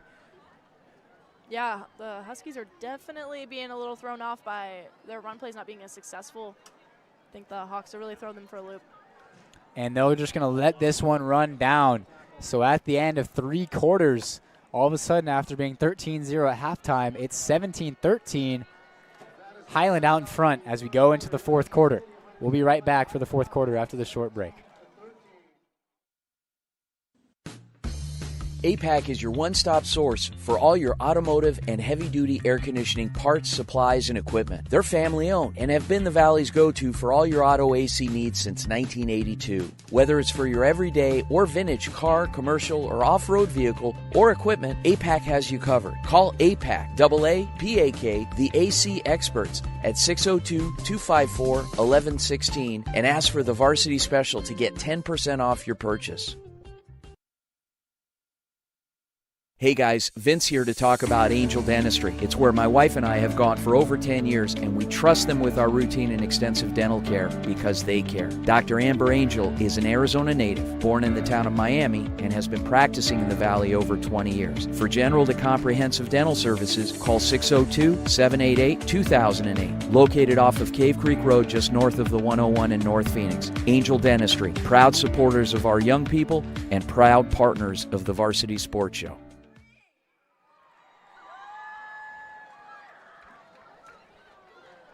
Welcome back, everybody, here to Horizon High School out in Scottsdale, Arizona, for the fourth quarter of Highland versus Horizon. This has turned into a real nail-biter. Yeah, very great game going on our hands right here as Hamilton.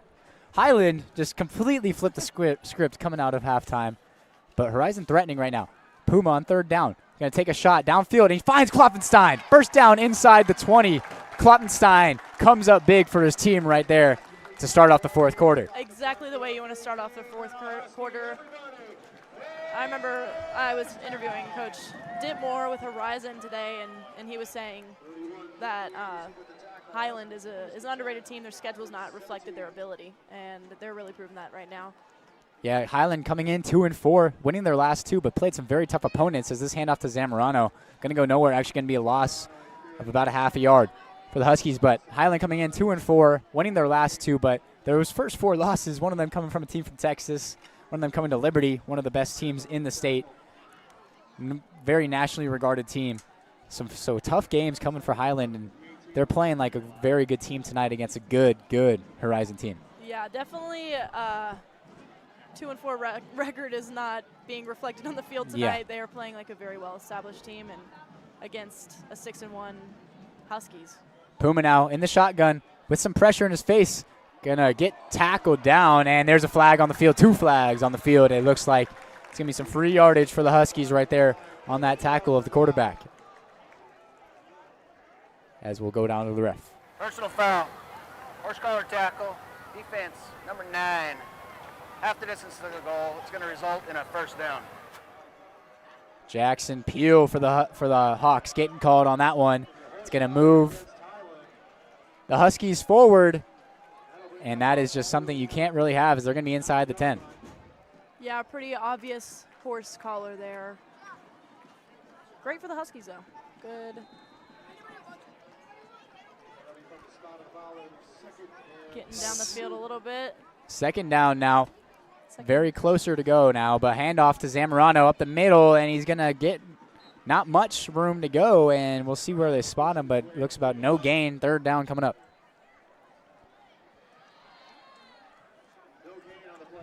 And with Puma coming off the field, what do you think they're going to do right here? I have a wild guess that we're going to see our wide receiver quarterback.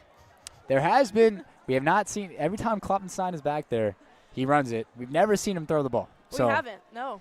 Just saying. There's always a chance. But no, he doesn't this time. Kloppenstein going to run it, and he gets the first down. I mean, that's just exactly what you need. That play just works really well for them every single time. First down, Huskies now first and goal on the 5. This is the time for them to try to get that lead back. Down by 4, 10 minutes left in this game. Yeah, this is one of those things. It's kind of a must-score moment here for them if they want to have some skin in the game again. Kloppenstein keeps it again. He's going to find the end zone. Touchdown, Huskies. James Kloppenstein with his 8th rushing touchdown on the year, 15th total touchdown, and the Huskies have the lead right back. That's exactly what I was talking about, just what they needed to get some momentum back and hopefully come out on top of this game. They might have to have a meeting banning the Kloppenstein run, like the tush push in the NFL or something like that. This is just... This might be a controversial play coming up here in the future. It just gets positive. They have not lost yards on that play so far tonight, just positive yards coming from that Kloppenstein run. And this time, it ends in a touchdown and a lead, as pending the extra point from Paduika, looking to go up 3 points. The kick is up and right down the middle. 3-point lead, 20-17 for the Huskies, and what an answer from them. Yeah, and we're definitely feeling the energy spike back up in the stands here.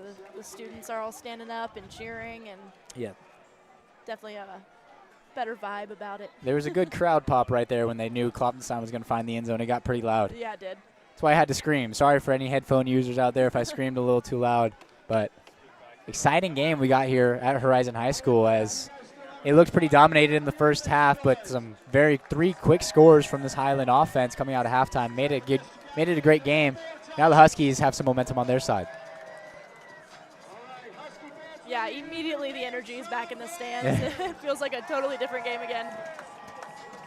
Let's see what this Horizon defense does. They've been really great this game. They have been very great. They've given up 17 points. Highland had 3 drives as Paduika on this kickoff. Another touchback. I can kind of just talk through his kickoffs every time now, but Highland 3 drives in that third quarter, scored all 3 times. Be it though, the first 2 were touchdowns starting in their own territory. They had great drives getting in the end zone, and that third drive they get great field position on a pick. They start on the 20 and they don't get a first down. So a great stop from the Horizon defense. What are you seeing from them right now, the Horizon defense? They've just been really great at stopping the run plays and also passing. Like it feels like they're reading them very well, and they always show up where the Hawks target is and make some big plays.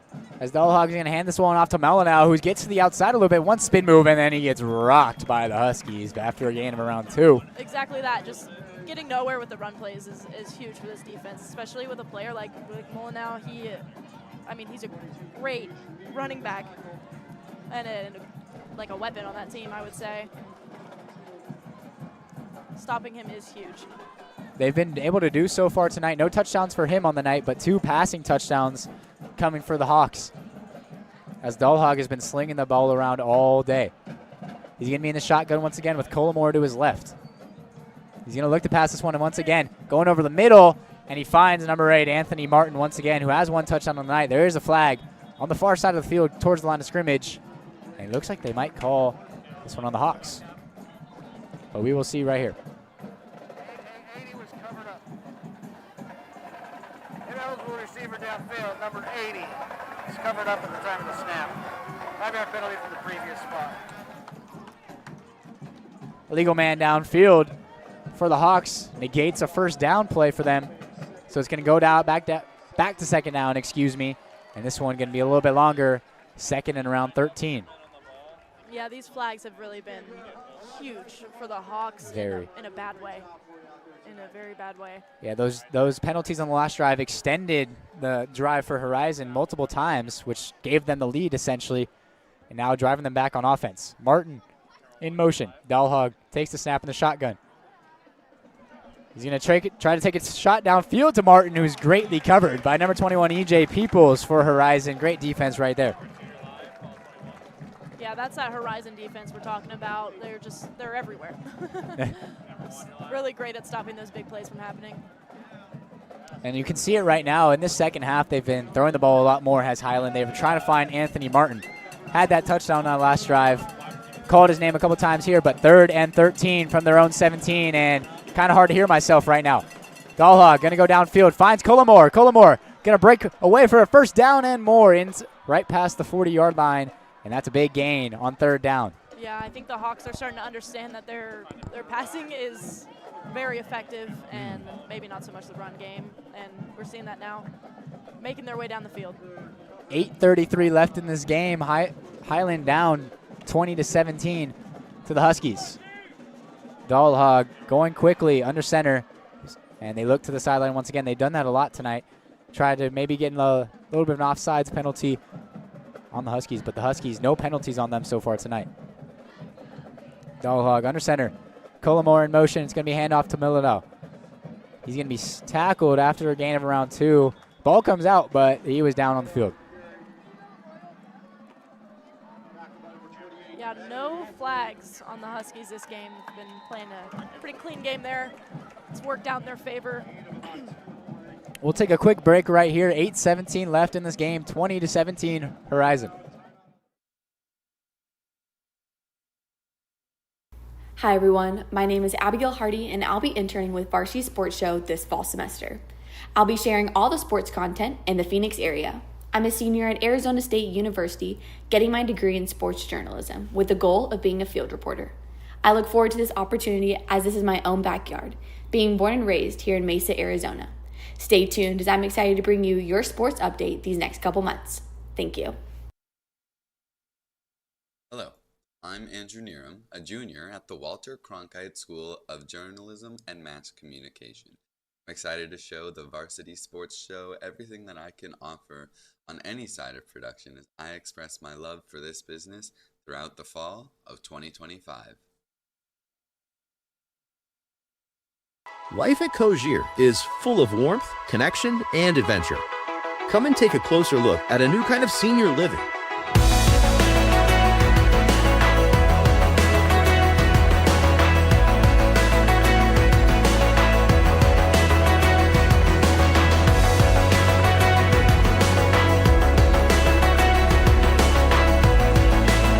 Welcome to Cogier, where your next chapter is your best one yet. Hi, I'm Adam Maggard, and I'm excited to be joining the Varsity Sports Show team this semester. Over the next 4 months, I'll be covering high school and junior college sports across Arizona. From Friday Night Lights to heated rivalries, I'll be bringing you highlights, interviews, and the stories that make local sports so exciting. What I love most about sports is the passion, the community, and the way that every game has its own story, and I can't wait to share that with you. So be sure to follow the Varsity Sports Show all season long. It's going to be an incredible ride, and I can't wait to take you with me.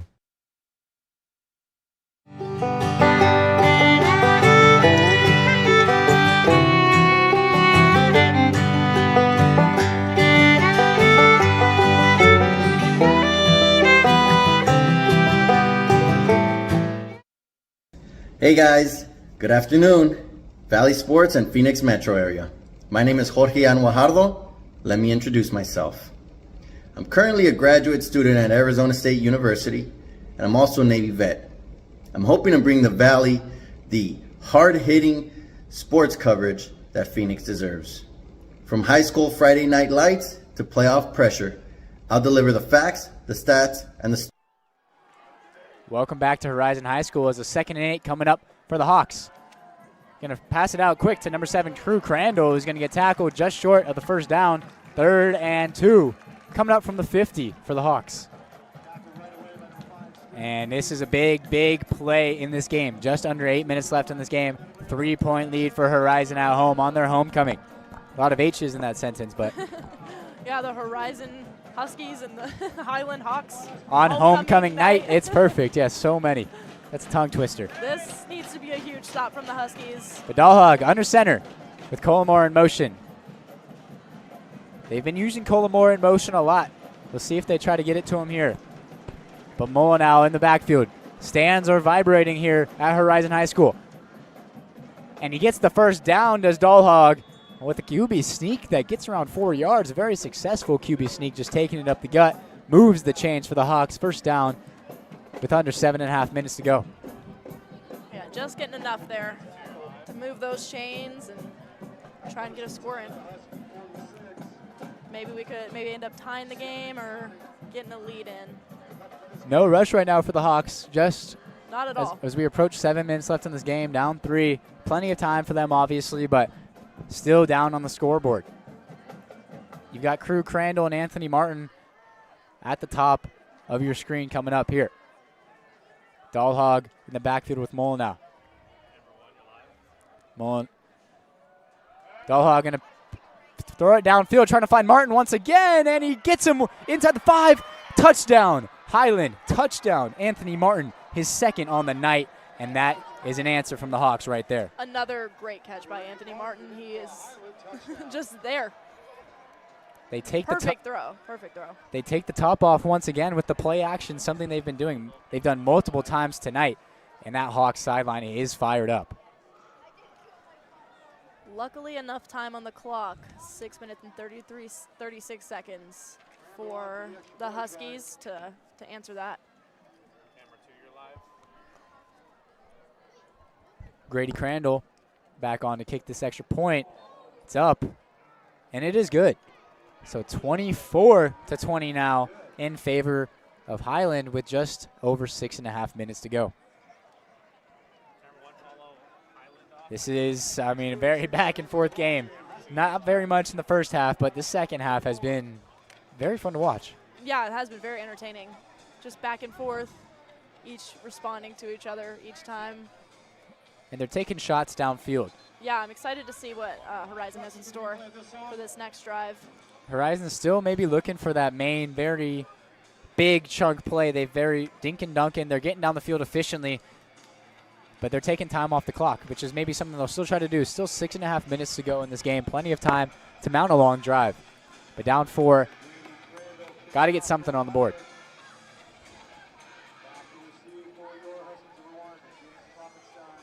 If you're the Huskies, are you trying to run out the clock or? I don't know. That's a tough one because you are down 4. You got to get a score on the board. But at that point, Highland's been moving fast. They've been moving the ball fast. They're taking shots downfield, so you don't know how much time they will really need. If you could do it, perfect case scenario, obviously, for Horizon. Use 6.5 minutes, score a touchdown, get out, end that homecoming night on a win. But down 4 right now. Crandall to kick this one off once again. Sends it deep. Kloppenstein going to catch this one on the goal line. He's going to run this one out. Trying to cut up the middle. Goes over some defenders and gets right around to the 20-yard line. Just where he would have taken touchback. Get some extra steps in. First down, Huskies coming up inside their own 20. Big drive coming up for Horizon as well. Yeah, very important drive here. Able to score a touchdown on the last drive, getting down all the way down the field, using Kloppenstein to get in the end zone. We'll see how much they utilize him here, as the running game coming out of the backfield for anyone other than Kloppenstein has been hard to come by. Something very rare. You don't see that a lot coming from Horizon. As like I said, they've had at least 150 rushing yards every game. They still might get there this game, but not as efficiently as they usually do. Yeah, definitely more of a struggle. But they're making their way down the field. They've got a lot of points on the board. Puma hands it off to Zamorano, who's going to break a tackle and almost breaks free, but gets a gain of around 3 before finally getting taken down. Takes a lot to get that guy down. Puma coming to the sidelines to get the play call. And we'll see if they try to take a shot of their own. They haven't utilized the play action as much as they usually do at the Huskies, so we'll see how much if they try to utilize it here on this drive as we approach 6 minutes left in this game. Yeah, I have noticed that too. They're not passing as much as they usually do. Puma to pass, though, finds Preston Burke, the big tight end, number 88. 6'6", 212 pounds for Preston Burke, the big tight end. First time calling his name on a catch tonight. A huge frame over the middle. Very short third down coming up for Horizon. 3rd and 1 from their own 29.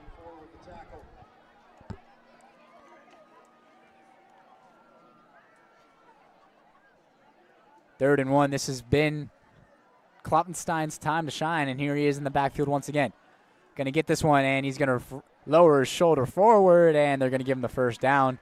And once again, the Kloppenstein push gets the first down. Yeah, it needs its own name Yeah, now. but something's got to rhyme, though. I don't know. The tush push rhymes. Yeah, I'm not sure what rhymes with Kloppenstein. Something with Stein at the end, Yeah. yes. Got to think.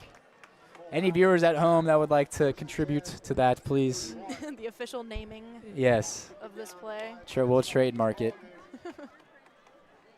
But 5 minutes to go here in this game at Horizon High School. 24-20, Highland on top on the road. It's going to be a handoff to Dylan Brush, the freshman. He runs into a defender, and two very, very hard hitters going into each other right there. He's going to zero out for a gain of nothing. Big defensive substitutions coming on for the Huskies. Subbing out 3, bringing in 3. Let's see what they do here with that. 2nd and 10. Need a big play here soon. Puma in the shotgun with Brush to his left. It's going to be handoff to Brush, going out to the outside, cups it up the middle, and he's going to get a great gain on 2nd down right there. Gain of around 8. And they're actually going to give him the first down, First down, Horizon. As we approach 4 minutes left in this game. Clock is running. Clock is running, and so are they. So This is something that Horizon has been in before. They've been in the situation. They won their last game 24-23 over Cactus Shadows. Their last 2 games, actually, both decided by 1 point. So yeah, by just a few points. They were running through their opponents pretty handily first couple games of the season. The last 2 games, a little bit of nail biters. What is it? Diamonds form under pressure? Yes, Diamonds are building pressure. This one going to be a handoff to Zamorano, and they just had his number tonight, have the Hawks. Number 6, Cole Allen, the one making the tackle on Zamorano in the backfield right there. Going to be a loss of 1. Getting nowhere for him. 3.5 minutes left in this game. Clock continues to run. And for right now, this is going to be turning into almost a must-score drive for Horizon right here. Yeah, absolutely. With the amount of time that's coming off the clock.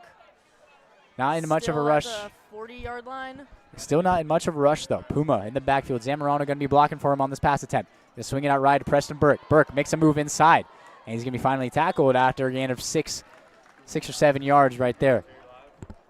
But great play on 2nd down right there to make this a very 3rd and manageable. 3rd and 5 coming up, but under 3 minutes left in this game.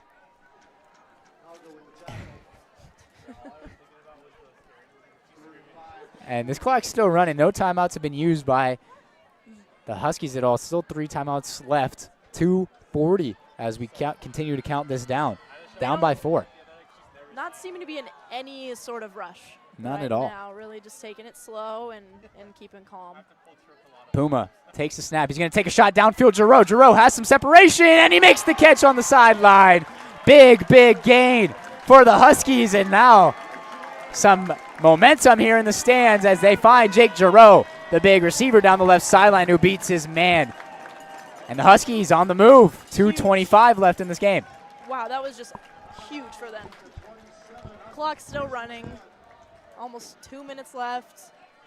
Puma comes out of the game. Kloppenstein going back in. I know what's happening, but I'm still excited for what's going to happen. I'm shaking. Kloppenstein takes the snap, goes up the middle. This time only gets to about the line of scrimmage, maybe a half a yard gain. Better defense there from Hamilton. Highland. So many H's, I'm getting confused, but it's okay. It's almost too many. 2 minutes left. 2 minutes left in this game. I've gone mute because I'm so tuned into this game right now. The Highland Hawks versus the Horizon Huskies on homecoming night. Yes. Puma back in the backfield. Zamorano to his left. Puma going to look to throw. Plenty of time. Rolls out to his right. He might try to run with this one. He's going to dump it off just over the head of Kloppenstein around 5 yards away. Going to fall incomplete. Stops the clock, though. But a third down coming up. 3rd and long. 3rd and 9. Minute and 37 seconds left. This is getting down to the wire for him. Yeah, with a minute 37, you have 3 timeouts. How are you kind of playing this on 3rd down? Are you playing for 4th down, or are you trying to get – obviously you're always trying to get the 1st down, but are you still going for it on 4th down here? Absolutely, I think. I think there's no point not to. With a minute and 37 seconds left, you never know how the Hawks would use that time if you don't go for it. It is a one-possession game. Down by 4 points are the Huskies. A minute 37 left. 39 from the opponent's 26-yard line. Zamorano to the left of Puma. Puma is going to take the snap, drop back to pass. He's going to try to find Kloppenstein on the right sideline, and he does. Right around the 16 or 15-yard line. That's going to be enough for Horizon 1st down. Wow, that was a huge play. We got the stands going crazy right now. Everyone's starting to stand up. I feel like I'm having to yell into the microphone right now. Now everyone's fired up on this homecoming night. But we're going to get a timeout on the field from Horizon. They're going to use their first timeout of the second half.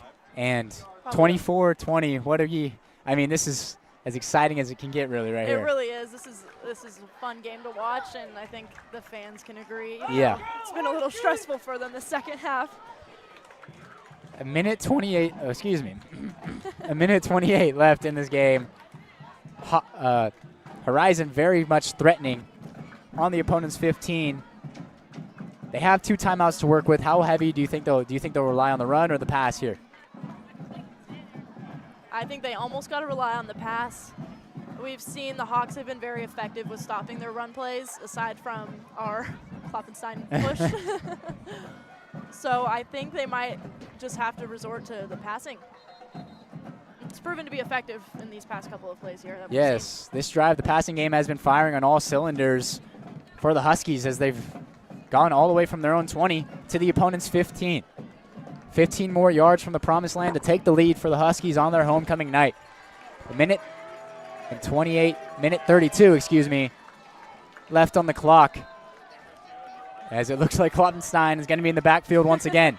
1st and 10, though.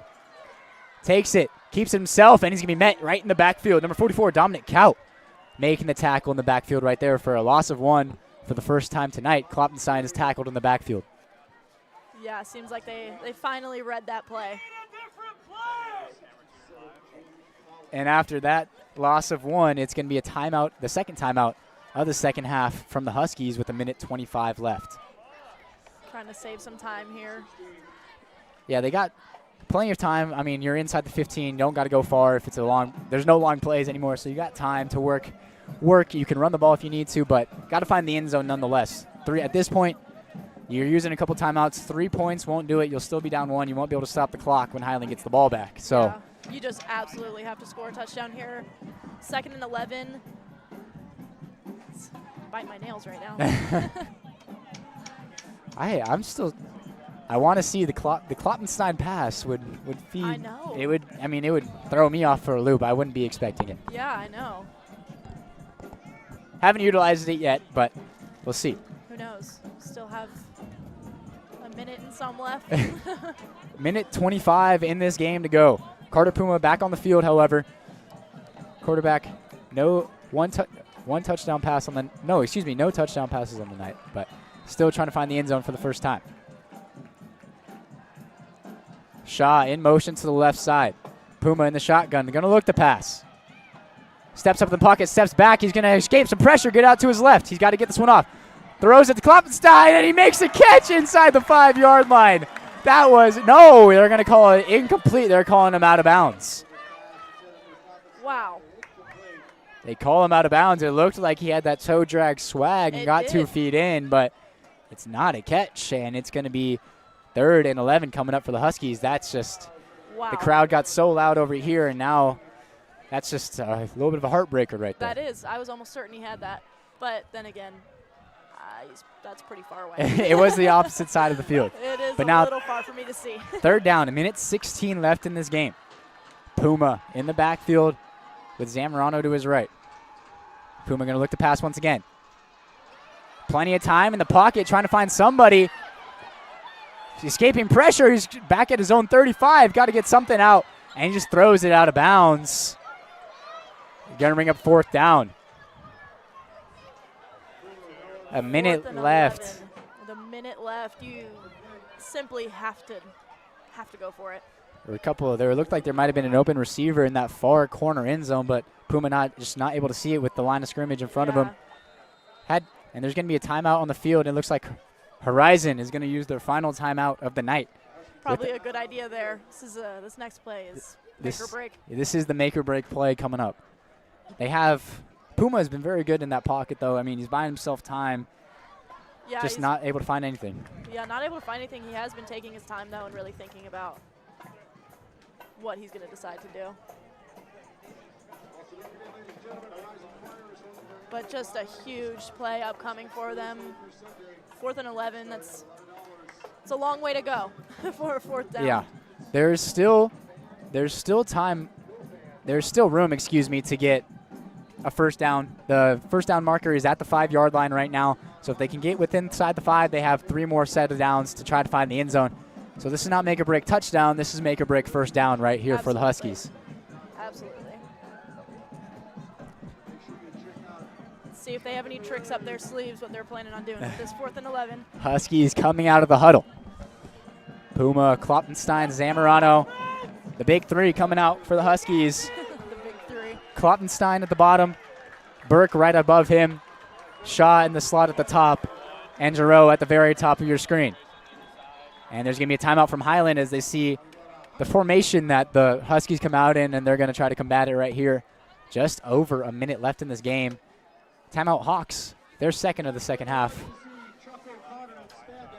This is just, I'm getting the chills. I know, I'm too. I'm getting the chills because of this and also because it's actually not freezing outside. But this is a fun end to a game. Yeah, it is. Definitely not something that you could have expected after seeing the first half of this game. Not at all.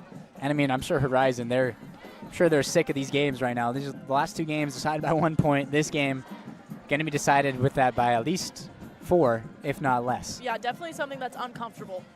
A position to be in. It's not where you want to be. Always having to bite the wire.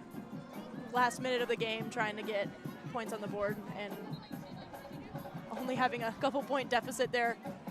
But like Coach Ditmore said pregame, this Highland team is not playing like their record shows. They're 2-4, but this team is playing amazing tonight, especially on the road. Yeah. They got to make one more stop to kind of put this game away, where the Huskies need 11 yards to keep this game alive. At least 11 yards to keep this game alive. It's loud on the Highland side. You can hear them for one of the first times tonight. Cheerleaders are loud. Their whole sideline is loud. 3 receivers to the top of your screen. Puma with Zamorano to his right. Puma on our make or break down. Going to throw it to the end zone. Giroux, and it's out of reach, and it falls incomplete. Turnover on downs for the Huskies as Giroux had a little bit of separation just out of the reach of his hands, and it falls incomplete. And with no timeouts left, that might be it for the Huskies tonight. Wow, yeah, just a little miscommunication back there. Just out of reach. 1 minute left.